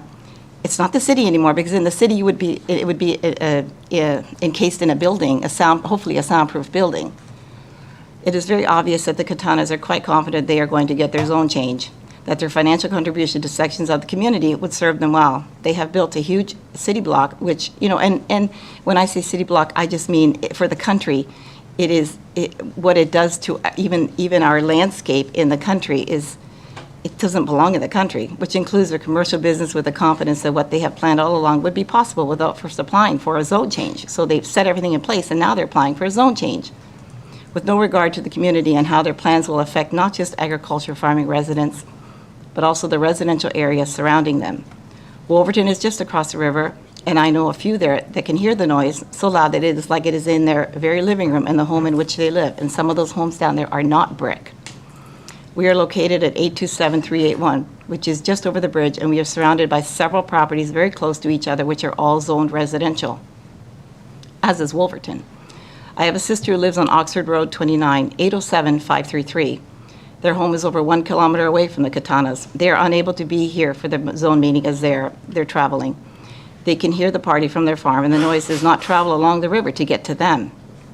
And we actually were there to check it out for sure. I wanted to see how loud it was over there. The noise levels can be heard with the windows closed, and I'm talking about for us now. The lighting they use lights up the whole section of Blenheim Road and Township Road 7 and 8. It is like a city block lit up with power lights that radiate across the two fields which separate us and light up the entire sky above them. There is no reason why we should have to close our windows to be able to live in our homes and close our blinds to shut out the bright lights to accommodate their business. I have visited their, and this might be something along this line was also mentioned, Mr. Peterson, about the 100 to 500 guests. And I know he kept mentioning 250 guests. Their proposal for zone change caps the amount of guests at 250. Quite the discrepancy. Why they need to be deceitful? What else is going on? And how many weddings have been booked for the season which surpassed 250 guests? And I said, we will fight to protect the value of our properties in this community as well as the peace and right to enjoy our homes in accordance with the bylaws. We're here to oppose this zoning change. And I did quote some of the bylaws here, but I don't need to go through that. Anybody can look that up. There's a couple things that were mentioned here, and I'm not sure whether I heard correctly or not. He mentioned changes to the noise bylaw. Was I correct in hearing that, or was I just very anxious and heard that? I know I that's didn't not the mention case. changing to the noise bylaw. I'm not sure whether somebody else. Yeah, it doesn't matter. Every situation is unique, was also mentioned many times. So, you know, how much is allowed for one person and not for another. And I said, we are fighting to retain the landscape of our peaceful community. We stand firm on our rights to ensure that each member has peace and a place of refuge in their home and on their property. Thank you for hearing and taking into consideration our concerns and fears for the future of our community. Thank you. Thank you very much. Any questions from council? Nope. I'm not seeing any at all. Thank you very much. Thank you. Just why I'm here, Drew, if I can you let them know that we'll get to them as soon as, sorry, we have under hockey team, okay, they're coming for a presentation today, so I just want to make sure they were okay with holding. Okay, are there anybody else here that wishes to speak to this? No, I'm not seeing anybody. Does the applicant or agent wish to speak to any issues that were raised? No, nothing? Are there any members of council that have any questions or require any further information for clarification? No, not seeing any. This application will be dealt with by council as regular meeting immediately following this public meeting, and I will now officially close this public meeting and a resolution to rise. Be it hereby resolved that the public meeting be adjourned and that the regular meeting of council reconvene. Okay, can I move in a second, please? Moved by Councillor Demers, second by Councillor Banbury. Any comments at all? All in favor? And opposed? Okay, and opposed if any, that's carried. Okay, and now, so we have, so I guess now I'm asking what council's, go ahead. Mayor, I make a motion that we defer the decision to perhaps the next council meeting? We can do that if that's what council wishes. You can put it on the table, and if it doesn't go anywhere. Okay, so moved by Banbury, seconded by, anybody want to defer it? Nope, I'm not getting any deferrals, so. Okay. Then I have a comment. Sure. As far as the actual operation goes, I think and I really feel sorry for you neighbors when I say this, and I accept your what you've been saying. I think a lot of these issues can be mitigated. So I think as far as the operation goes, I don't have an issue with that. What my issue is, by approving this zone change, we're sending the message to the general public that any young person or any person with entrepreneurial ambition can go out and set up an operation, spend all sorts of money and set up a beautiful operation with no permits, no zone changes or anything, and then come and beg for forgiveness so we can, make a zone change. I just don't know, we'd be setting a precedent, I feel, by doing that. But on the other hand, I think it's a great operation, it's a great asset in the municipality. So that's generally my comment, and I am kind of tied between the two. Like, I'm all for rural economic development. Rhonda was here, and it's great in that regard. But it just kind of, I just don't like setting that precedent. I don't know if have we ever encountered anything like that in the past? I mean, it's sort of put the township at a liability over the last 4 or 5 years. Had there been some kind of a fire or some kind of a real serious issue there, the first people that would have been sued, besides the owner, would be the township of Blandford-Blenheim and probably the county of Oxford. So we've been put at a little bit of a disadvantage there now for 4 or 5 years. So, and not really knowing about it, I guess. So, I don't know, I'm having a bit of a difficulty in deciding just how to go with this. This is a difficult situation. So I'd like to hear from the rest of council what their feelings are on this issue. Councillor Demhurst. Just to follow a little bit on what Councillor Banbury said, I'm hoping to comment here on ROEDC's perspective on this. ROEDC, as you know, is a huge proponent of businesses in the rural areas in Oxford County, and we want to promote those things. It's very important. And we were integral to I shouldn't say integral, our voice was heard in a strong way when Oxford County was considering the ag policy that they put in place. So our perspective is that, yes, we want to support rural business, and yes, we want to work with the entrepreneurial community to help get the right policies in place. But we also want to do that in a sustainable and responsible way. And that's why, a strong tenet of ours is to preserve agricultural land. And so our support with, with Oxford County's ag policies was such that that balance we felt was achieved very well. So, I agree with Councillor Banbury. It breaks my heart to see a viable business operating out there. But at the end of the day, this is not secondary farm use. It's primary use. It's a non-agricultural commercial use which is subject to much stricter criteria than what we're even talking about here today. So, again, just from ROEDC's perspective, you guys know how much work that group does to support rural business, but, at the same time, we're cognizant of the fact that agricultural land in our community is of utmost importance. There's a balance there. It's not all about business, it's about doing the right thing. So if that helps at all in terms of your, that rural development perspective, then that's. Anybody else from council wish to speak? No? I'll just kind of throw in my comment as well. I guess when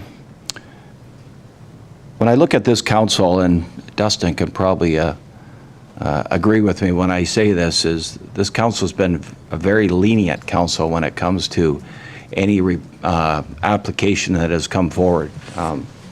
Actually very lenient. I think we probably voted in favor of of a lot more than, yeah, I think he put up his finger one. We had one that went against the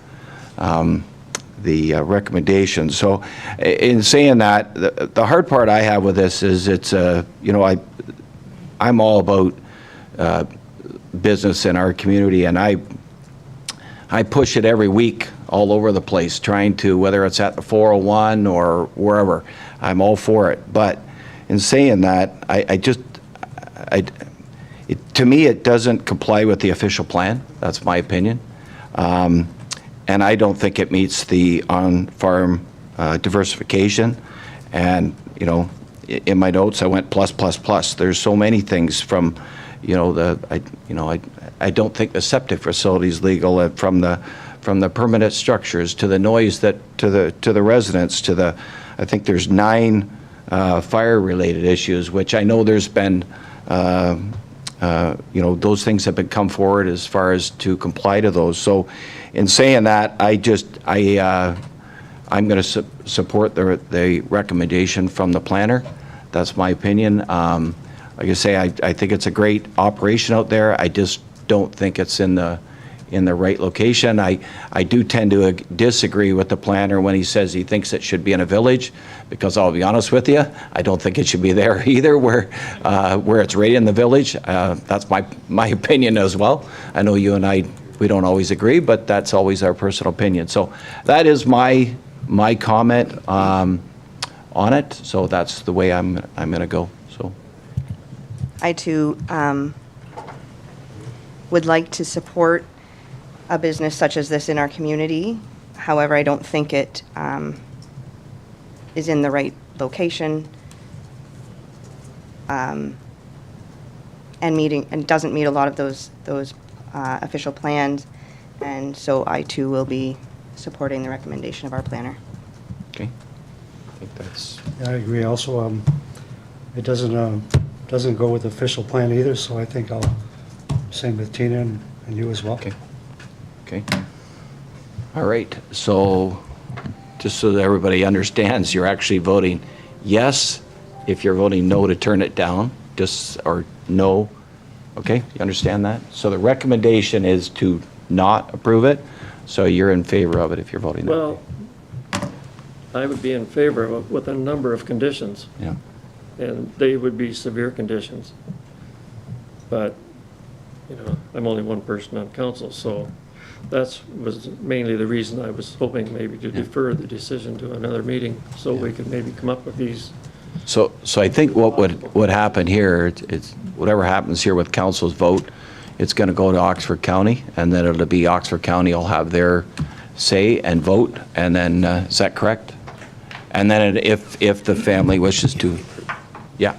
Through Okay, you, sorry. Mr. Mayor, if the decision here for Township Council is to deny tonight, we would cancel the meeting at Oxford County unless the applicant absolutely wanted to pursue that public meeting. But with the denial of the zone change application, Okay. it speaks volumes. So I would work with the applicant to see what they want to do. But Okay. if the application is denied here,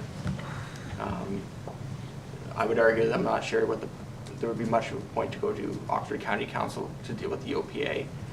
But I can certainly have that discussion with the applicant with what they wish to do. Okay. I think we have a resolution to deny it. Yep. Okay. Be it hereby resolved that the Council of the Township of Blandford-Blenheim advise County Council that the Township does not support the application for official plan amendment, file number OP 25021, submitted by Joseph and Lydia Catana for the lands legally described as Part Lot 7, Concession 7, Blenheim, as in 492273, except Part 3 and 6, Registered Plan 41R 3823, Township of Blandford-Blenheim, to include a site-specific policy to permit a special events facility as an on-farm diversified use, OFDU, and further, that the Council of the Township of Blandford-Blenheim not approve the zone change application file number ZN1 2501, submitted by Joseph and Lydia Catana, whereby lands described as Part Lot 7, Concession 7, Blenheim, as in 492273, except Part 3 and 6, Registered Plan 41R 3823, Township of Blandford-Blenheim, be rezoned from General Agricultural Zone A2 to Special General Agricultural Zone A2 SP to permit a special events facility as an on-farm diversified use, OFDU. Okay, can I get a mover and a seconder, please? Moved by Councillor Demers, second by Councillor Young. Any comments? Okay, all in favor? And opposed, if any? And that's carried. Okay.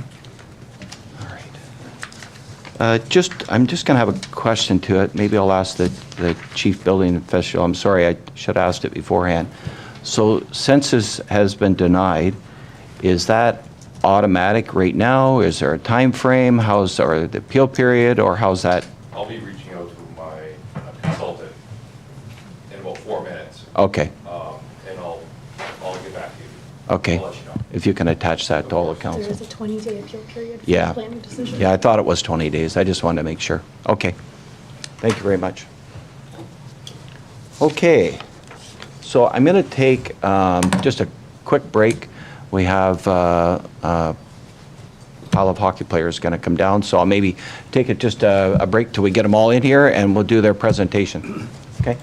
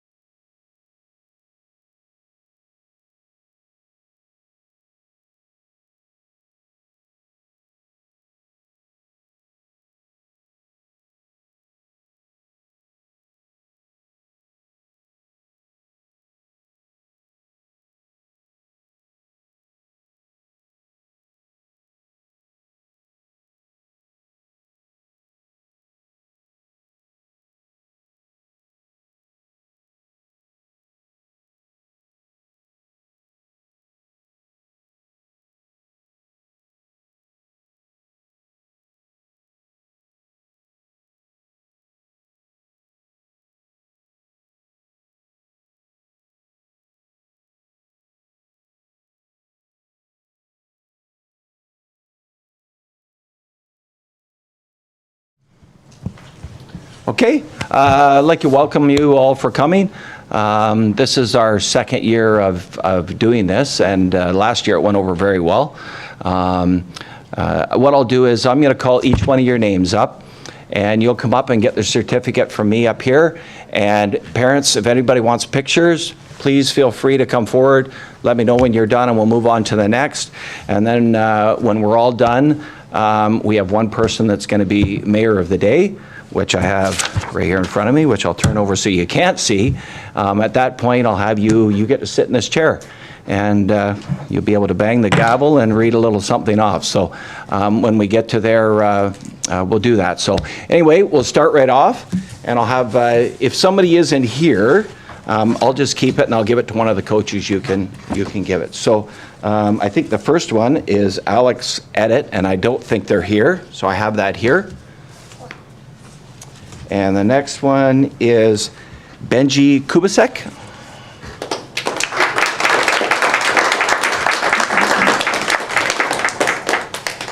Congratulations. Did anybody want pictures? You're okay? You're good? Yeah. Okay. We got lots of time for, a politician never turns down photo ops. Okay, and the next one is, I think this person's not here either, Clark Richard? Okay, we'll send that one here. And we have another one, Ella Reeves.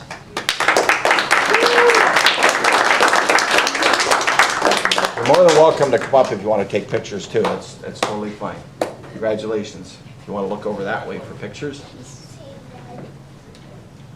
Okay, perfect. Thank you very much. Okay, and the next one is Edwin Kokalink. Is that right?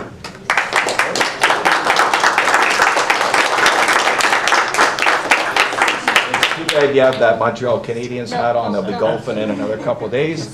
Congratulations. You can tell I'm a Leaf fan. Congratulations.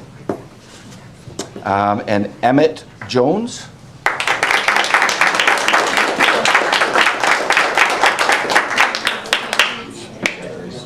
Thank you. Oh, sorry.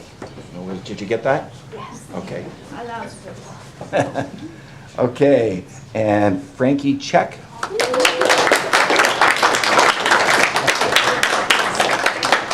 Congratulations. Here, Frankie, I'll take Get a one. picture up there.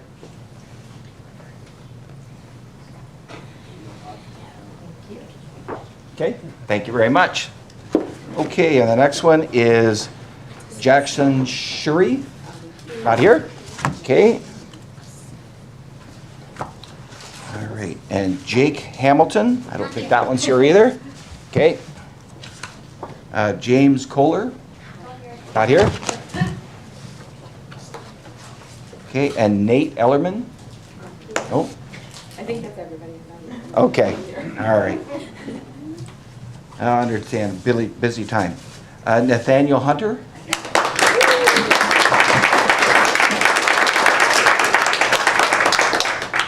I always like when the young ones wear shorts in the middle of the year. Okay, congratulations. Okay, and the next one is Ronan Decker.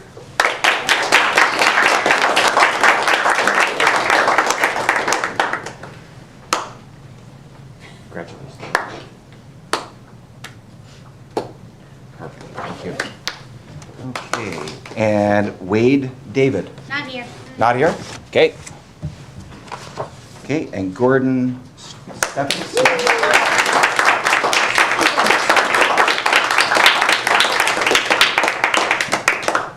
Congratulations. Walk over there and get a picture before you go away. Say cheese. All good.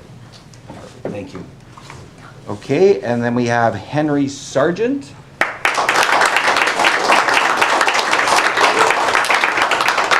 Congratulations, Henry. Thank you. Picture there. Thank you. Okay. So, I have one more here. And this one is for, going to be for the mayor of the day. So the duties you get to come up and sit in this chair for a little bit. We're going to close the meeting off and go and do a little, because we still have morning meeting to go yet, probably another hour or so. So you'll get to close the meeting off. I'll have a resolution for you to read, and you get to close it off. And when you go home, you are the boss at home. You get to tell your parents what to do. If you have any kids at home, your brothers and sisters at home, you get to tell them what to do. That's my official rule. That's up to your parents whether they let that go through. They're losing votes. Yeah. Okay. The recipient is a vibrant presence on the Plattsville Under 13 Local League hockey team. This recipient is full of energy and enthusiasm every time they hit the ice. They have a cheerful attitude and constant chatter that makes them a favorite amongst teammates and coaches alike. Whether it's during a practice or a game day, the recipient breathes a contagious excitement to lift the whole team's spirit. He or she can be found cracking jokes in the change room or commenting on their own play. This person is kind and polite. There are not too many kids around that will take the time during a hockey game to ask the referee how his day is going. The team would not have been the same without the cheerfulness and chatter. Now, maybe some of you maybe already know who it's going to be, but the winner of the Mayor of the Day is Henry Sargent.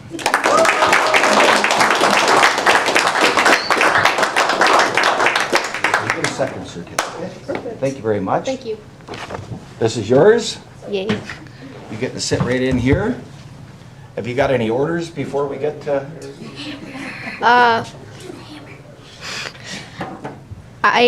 Okay, I'm going to get you to do this first. So I have to get a mover and a seconder.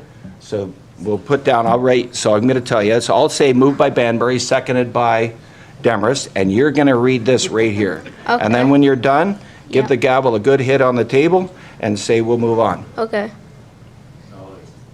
Go ahead. Moved by Banbury. Moved by Banbury. Second by Demarest. Second by Demarest. I, Henry Sargent, Mayor of the Day, for the Council of the Township of Blandford-Blenheim, do hereby declare that that council will now take a short recess. Perfect. And give her a good hit. Perfect. Thank you very much. Good job. So what I did last year, we are in recess, I think, now. Okay.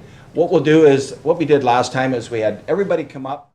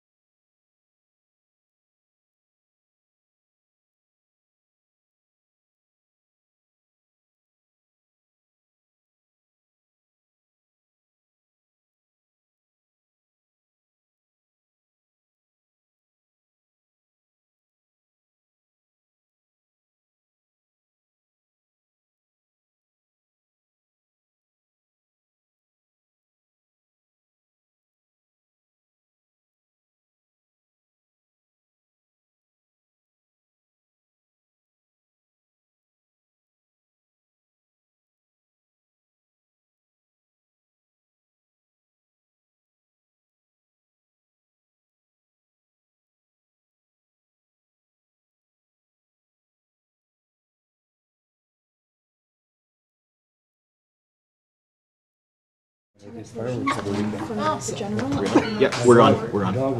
Okay, all right, so I'll read, speak about the, okay, we're back on. We'll try and get going here. It's been a long time already. There's, we have 3 general, right? Because you took this one out, right? That one's specific enough, yeah. Okay, so we have 3 general correspondence. The first one is the Director of Public Works on annual waste management reports. The second one is on the transportation system performance, and the third one on the annual energy report. Is there any questions on any of those? No? Okay, resolution. Be it hereby resolved that the general correspondence items be received as information. Okay, can I get a mover and a seconder? Moved by Councillor Young, seconded by Councillor Demarest. Any comments? All in favor? And opposed, if any, and that's carried. And we have one specific that is the on the COVID-19 Economic Recovery Act. Any comments on that or questions on that? Nope, not seeing any. Okay. Be it hereby resolved that the correspondence received from Oxford County Council regarding the provisions of the COVID-19 Economic Recovery Act 2020 SO 2020 C18 Bill 197 be received as information, and further, that the Council of the Township of Blandford-Blenheim supports Oxford County Council's call for the clause giving municipalities within 3.5 kilometers of a new landfill application the right of approval to remain in place. Okay. Can I get a mover and a seconder, please? Okay, moved by Councillor Banbury, second by Councillor Barnes. Any comments on that at all? I think it's the right thing to do to support it and for moving forward. So, okay, all in favor? And opposed, if any, and that's carried. Okay, and we're in staff reports. Director Davidson, please.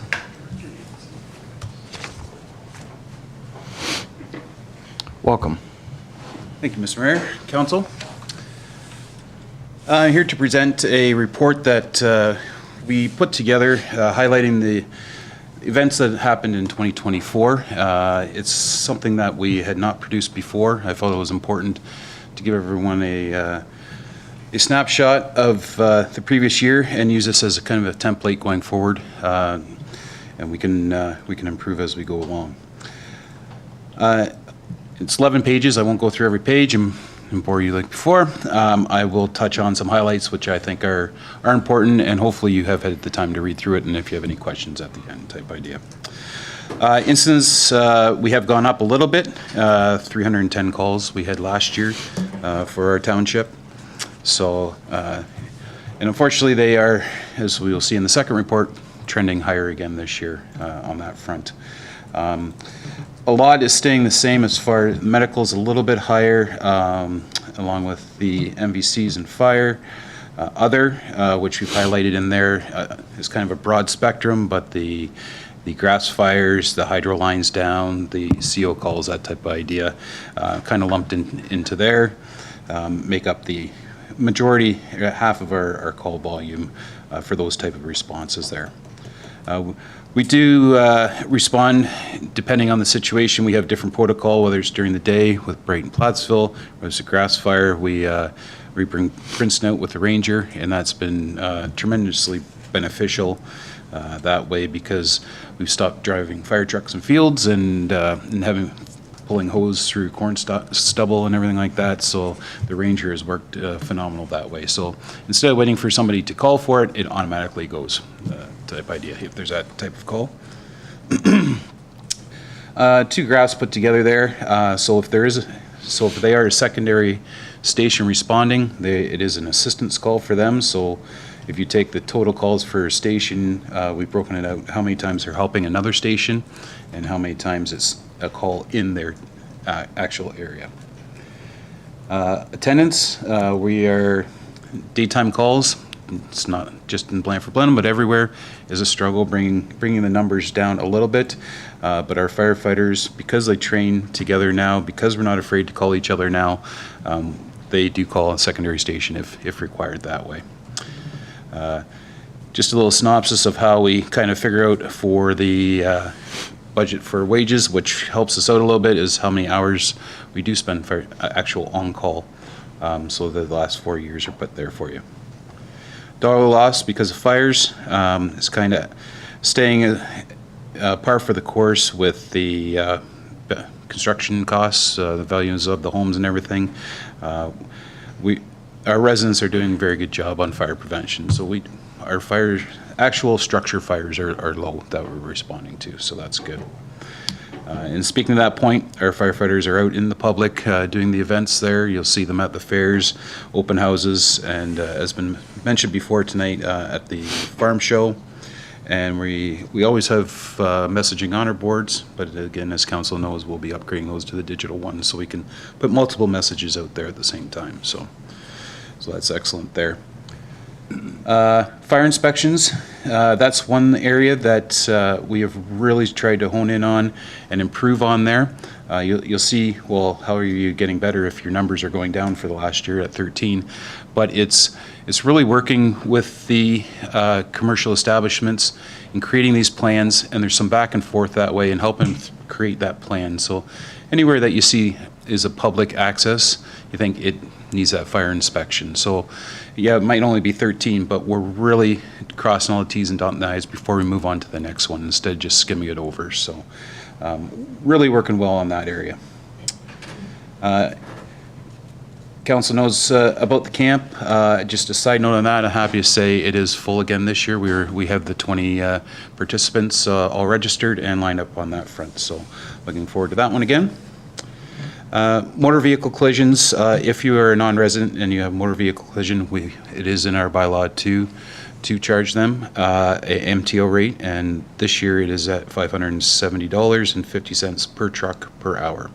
So a lot of times they will receive that and pass it on to their insurance company or something, so forth.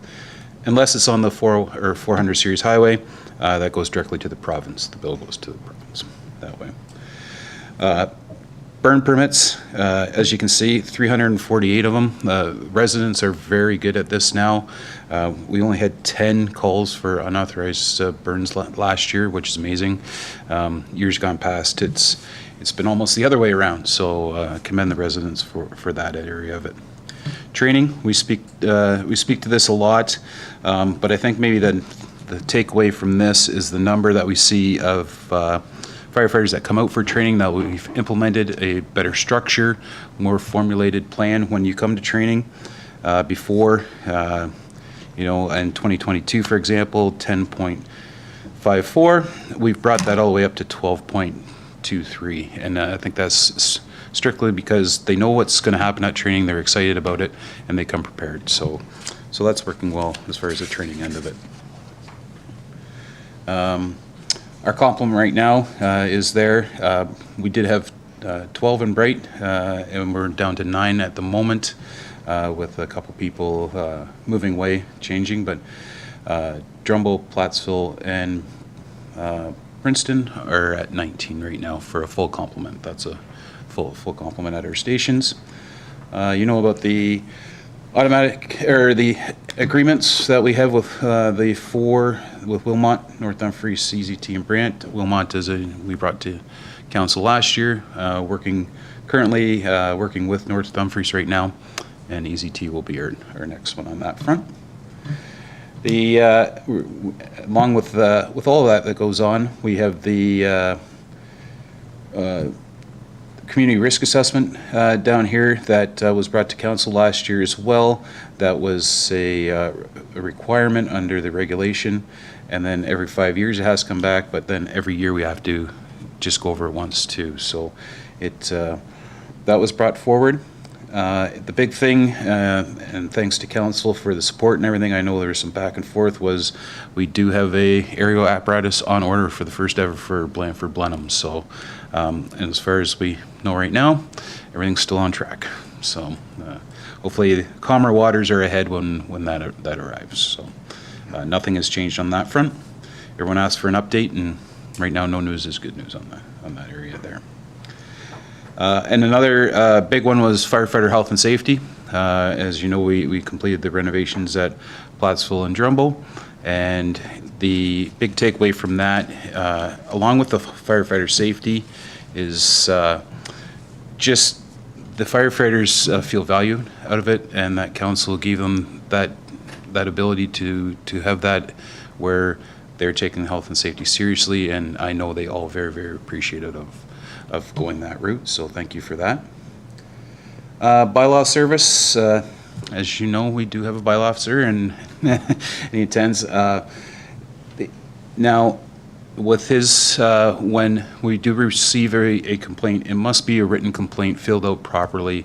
If somebody sends in a letter or somebody sends in a random email from made-up email address, we can't address that. So when we do receive a legitimate complaint, we do follow up on that front there. We can go through that, and we'll jump down to just the initiatives for 2025. As you know, we did start the peer support team with the app and everything, and we'll be monitoring that as we go forward. It's been launched now, so we can get some data together over the next 6 months or so and see how that's being used. That's what we'll come back with. As I know you're sick and tired of hearing me talk about training and get to compliance and certification. I'm happy to say all our firefighters that are required, that need the last bit of training, are signed up for those courses and will be completed by the end of the year. So I will stop talking about that for a year or so. But I'm thrilled that our firefighters have taken that so seriously and that we are at that point. So that's fantastic. Cancer prevention checklist is a big initiative from the province that we're working together on. And the SOGs are guidelines and our policies that we abide by. We actually have 86 of them, and there's been quite a few years in water gun under the bridge since they've been updated last. So we do have a committee, and then it comes to us, and we've been formatting them differently, and once they're all in place, then we come up with a plan for our firefighters to actually read them and understand them and sign off on that. So some big stuff there, along with our emergency management and everything else that goes along with that side of things. And we will continue working on grant applications and funding opportunities, so to help lessen the burden on the equipment, as nothing is getting cheaper as we go forward. So I just want to read out the last paragraph of the report, because I think it's very important. The professionalism, teamwork, and passion for service ensures that Blandford-Blenheim remains a safe and prepared community. With their strong efforts, residents can feel confident that their fire service is ready to respond whenever needed. And that's a very true statement for all 66 firefighters we have. So with that, that's my year-end report. Thank you, Drew. Any questions on the report? I'll wait till comments. All right. Be it hereby resolved that report FC 2506 be received as information. Okay, can I get a mover and seconder, please?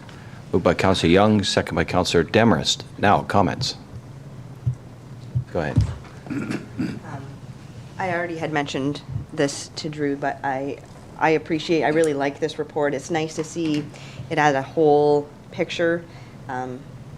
Sometimes, like, we meet here often, but it's nice to see it as a whole. And I do really like numbers and graphs, which I've mentioned before, so I really do like that. But I think it's really user-friendly for people to read who aren't sitting at this table, and I think that's important too, that our residents can see this report, and hopefully they read through all of the reports that we have. But this one, they can really get a glimpse of that in an overview of the year and all that happens in the protective services. So I think that's really important. And just to comment on your last paragraph, I also want to commend you and your team on being proactive and really forward thinking.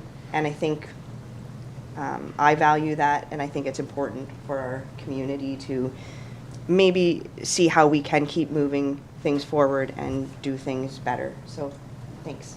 Thank you. Any other comments at all? Councillor Bamber. I would second what Tina said. It's an excellent report. And I'd like to thank the fire department for not letting my neighborhood burn down the other day.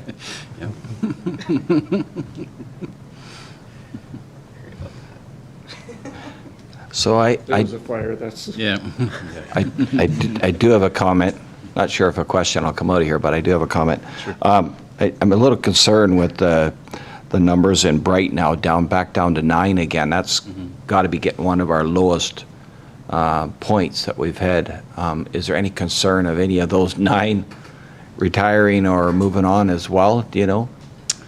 I can't speak for them personally, but I know the 2 recruits that we just had that came on board 2 years ago they've jumped into it feet forward, and they're on all the committees and everything. I feel the ones that are there now will continue to be there now. When it comes to recruitment time, we do go around and we say, is anybody planning on moving? Anybody planning on retiring? We had one person from Bright say they were going to retire, and that was Jordan Rivers at the time. Yeah. And when we go to recruitment, we try to send them in teams of 2. So there was only one person that mentioned that come the beginning of January. One person retired, and one person just said, nope, not for me. So by that time, recruitment had already started, and we were into it. Our recruits that are going right now will be completed in another month. So in that fashion, we do have Plattsville automatically respond during the day, and we probably will have to look at them responding maybe simultaneously 24/7. But right now, they do respond during the day with any break calls. Okay, thank you. Anything else from council? All in favor? And opposed, if any, and that's carried. Okay, and your second report. Yeah, second report is just my March monthly report. Kind of, again, a little different format, so that it's maybe a little easier to read other than just bullet points. So hopefully council likes that, and some graphs at the end too for Councillor Young. Highlights, the decontamination washer is in now and up and working. It is amazing when you take something that you think is clean by hand and then you put it in there and see the water that comes out of there. It is amazing. So again, another huge step for cancer prevention in our fire service. Training officer application for Rurstock Group is ongoing right now. We have completed some interviews and hopefully make an announcement soon on that front. And as you know from last council, we worked on the Princeton preliminary site plan that we presented, along with all 67 of us made it through medical delegation in either on the Wednesday night or over the 2 sessions on the Saturday, and still made the hockey game afterwards. So that was pretty awesome. One thing we are trying to do is upcoming events, because by the time I get to present it to council, sometimes those events have passed already. So these, in speaking to our fire stations there, these are the upcoming events for council to have on tap there. The one this weekend would be the Bright Easter egg hunt that is going to happen at the Bright station there. And from speaking before, if you look at the call volume from 2024 versus 2025, you can see our MVCs and medicals are way up there. A lot of it attributed to the snow and ice out on our highways, and not Blandford-Blenheim, but on the 400 series highways. So with that, happy to answer any questions. Okay, any questions? Councillor Demers. The amount that we get from MTO when we respond to calls of the 400 series, has that gone up, or is it? Yeah. Does it go up, like probably scaled to inflation or something? Yeah, and it's set by the province. And they Yeah. Yeah. So, and they come out normally in December with what is going to be for the following year. Yep. So, and is it revenue neutral? Does it cover our costs, do you think? I'd have to ask our treasurer, but I believe it, I don't believe it hurts us. Well, I never, yeah. Because we don't get paid for the firefighters, we get paid by the vehicle. Yeah. Just depend on the number of firefighters that go. We have to pay. Yeah.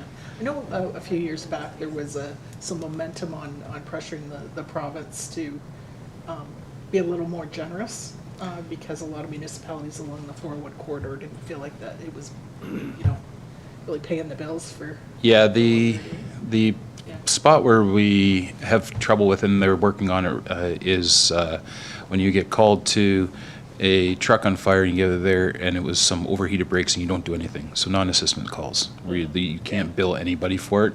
And so the township is paying for those firefighters to go out there, and we can't bill the provinces where we are using it. But most of the time you are allowed to bill up to 3 apparatus per hour. So we, with Drumbo having 2 trucks, we, not because of this, but because of safety and everything, we are sending 3 trucks out there now, so, yeah. Might help, so they make up for it. Yep, exactly.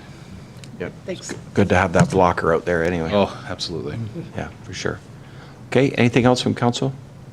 Nope, okay. Be it hereby resolved that report FC 2507 be received as information. Okay, can I get a mover and seconder, please? Moved by Councillor Barnes, second by Councillor Bamery. Any comments? All in favor? Opposed, if any, and that's carried. Thank you. Okay, and our next report is our Chief Building Official, Ray, please. Welcome, Ray. Oh, thank you. Again. Yeah. Good evening, Mr. Mayor, Council, those in attendance. If I may, I'd just like to give an update to the monthly building activities for March. We issued a whole 14 permits, so things look like they're picking up just a little bit. Perfect timing, I guess. Yep. For sure. Of course, if there's any questions, I'm happy to answer them. Any questions? No? I like the dollar figure anyway. Yes, sir. That's a good one. That's the main one, I guess. Definitely. Yes. Okay, go ahead. Be it hereby resolved that report CBO 2504 be received as information. Okay, can I get a mover and a seconder? By Councillor Demers, second by Councillor Young. Any comments? All in favor? Opposed, if any, and that's carried. Thank you, Ray. Thank you. Okay, and our Director of Public Works, Jim Borton, please. First one is gravel tender results.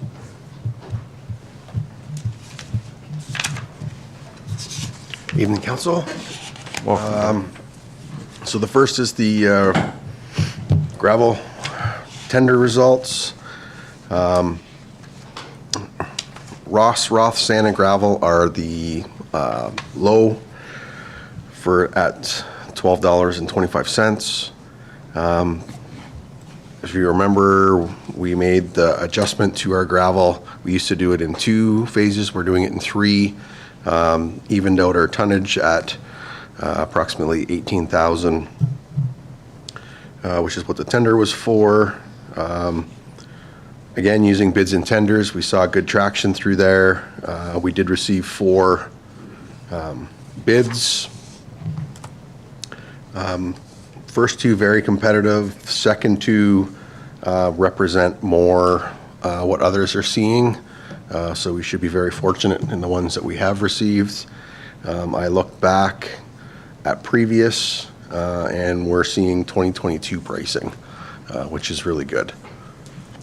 So any other questions, I'd be more than happy to. Any questions on, sorry, go ahead. I do have a request from council, being that we are under budget, that I have permission to use that extra funds that we've already been budgeted to buy extra gravel to use on select roads to bring them up into shape. Yep, makes sense. Okay, questions now from council. Councillor Demers. Have we worked with Roth Sand and Gravel before? Yes, so this is Ramsire. This is the pit in Bright on Township Road 12. That's why it sounds Yeah. familiar. Yes. In Yes. Summit, we used last year, is that? Correct. Yeah, okay. Yeah, those prices are amazing. Yes. Stock price, I mean, it's great. What's the Good. proximity, I suppose, eh? Yeah, that certainly helps. I know in speaking with Mr. Ramsayer, he was not very happy that Summit trucks were driving right past his pit last year. And he said he was going to make sure that didn't happen again. So I was very happy to see that price. Yeah.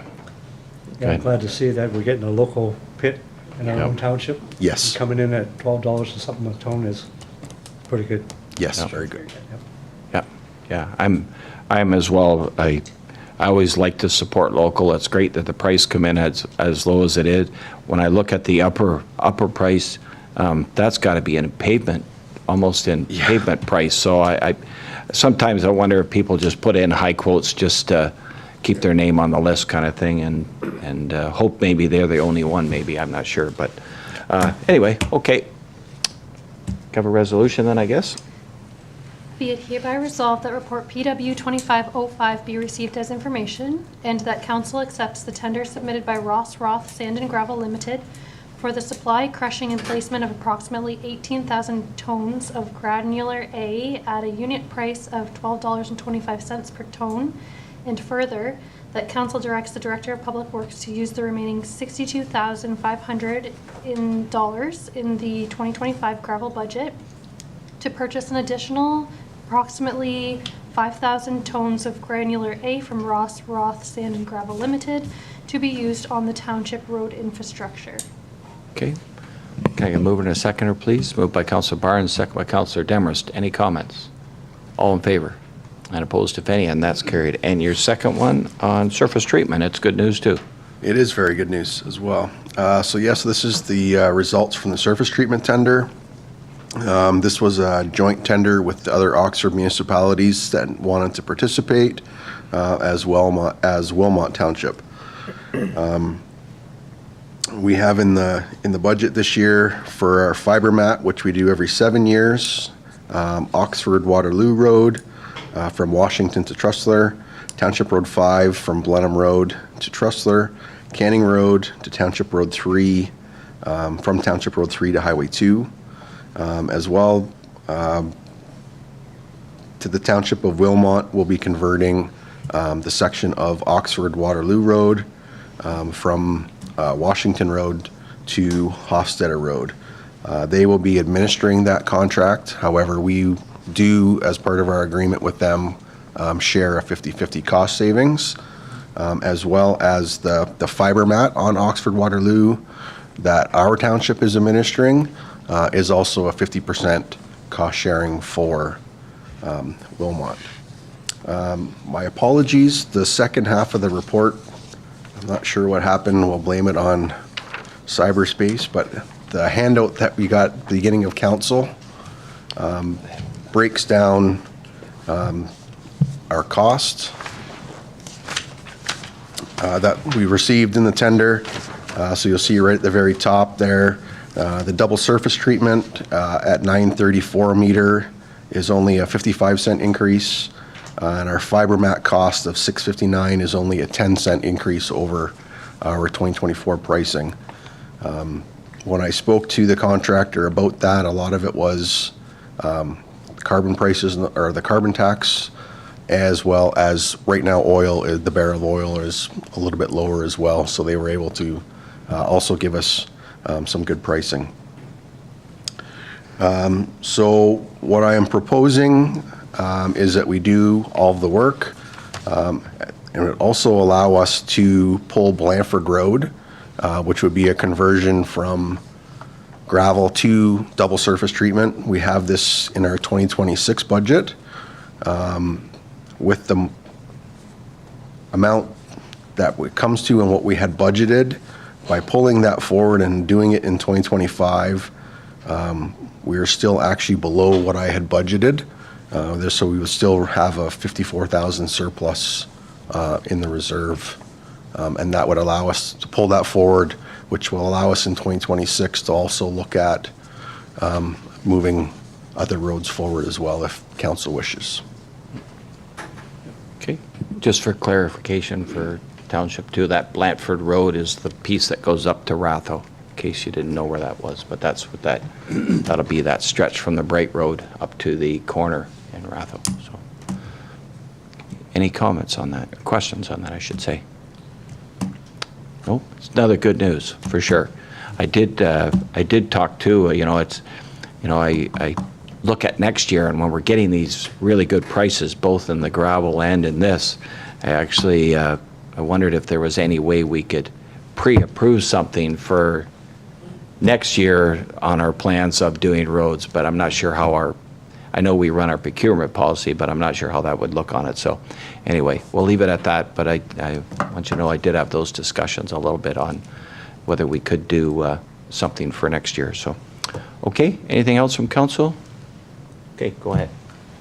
Be it hereby resolved that report PW 2506 be received as information, and that council accept the surface treatment tender submitted by Walker Construction, Niagara Falls, Ontario, And further, that council direct the Director of Public Works to use the remaining budget money to pull Blandford Road ahead and do the double surface treatment at a cost of $98,532. Okay, and mover and seconder, please. Moved by Councillor Banbury, second by Councillor Demarest. Any comments on that at all? Nope, all in favor? Opposed, if any, and that's carried. Thank you very much, Jim. Thank you. Okay, and our last report is from our CEO on our strategic plan adoption. Thank you. Through you, Mr. Mayor, to members of council, this report's recommending that council adopts the 2025-2028 strategic plan as presented, and further that staff are seeking council direction to plan a public information session related to this adopted strategic plan in addition to a general overview of municipal operations. I understand that there have been public engagement sessions like that in the past, and we're looking to sort of build on that success while also making this new strategic plan sort of more accessible and understood throughout the community. As council will recall, Jennifer Kirkham of Mischievous Cat Productions was retained to facilitate the strategic planning process, and council undertook sessions on February the 4th and March the 25th earlier this year, and the information from those sessions formed the basis for the final strategic plan.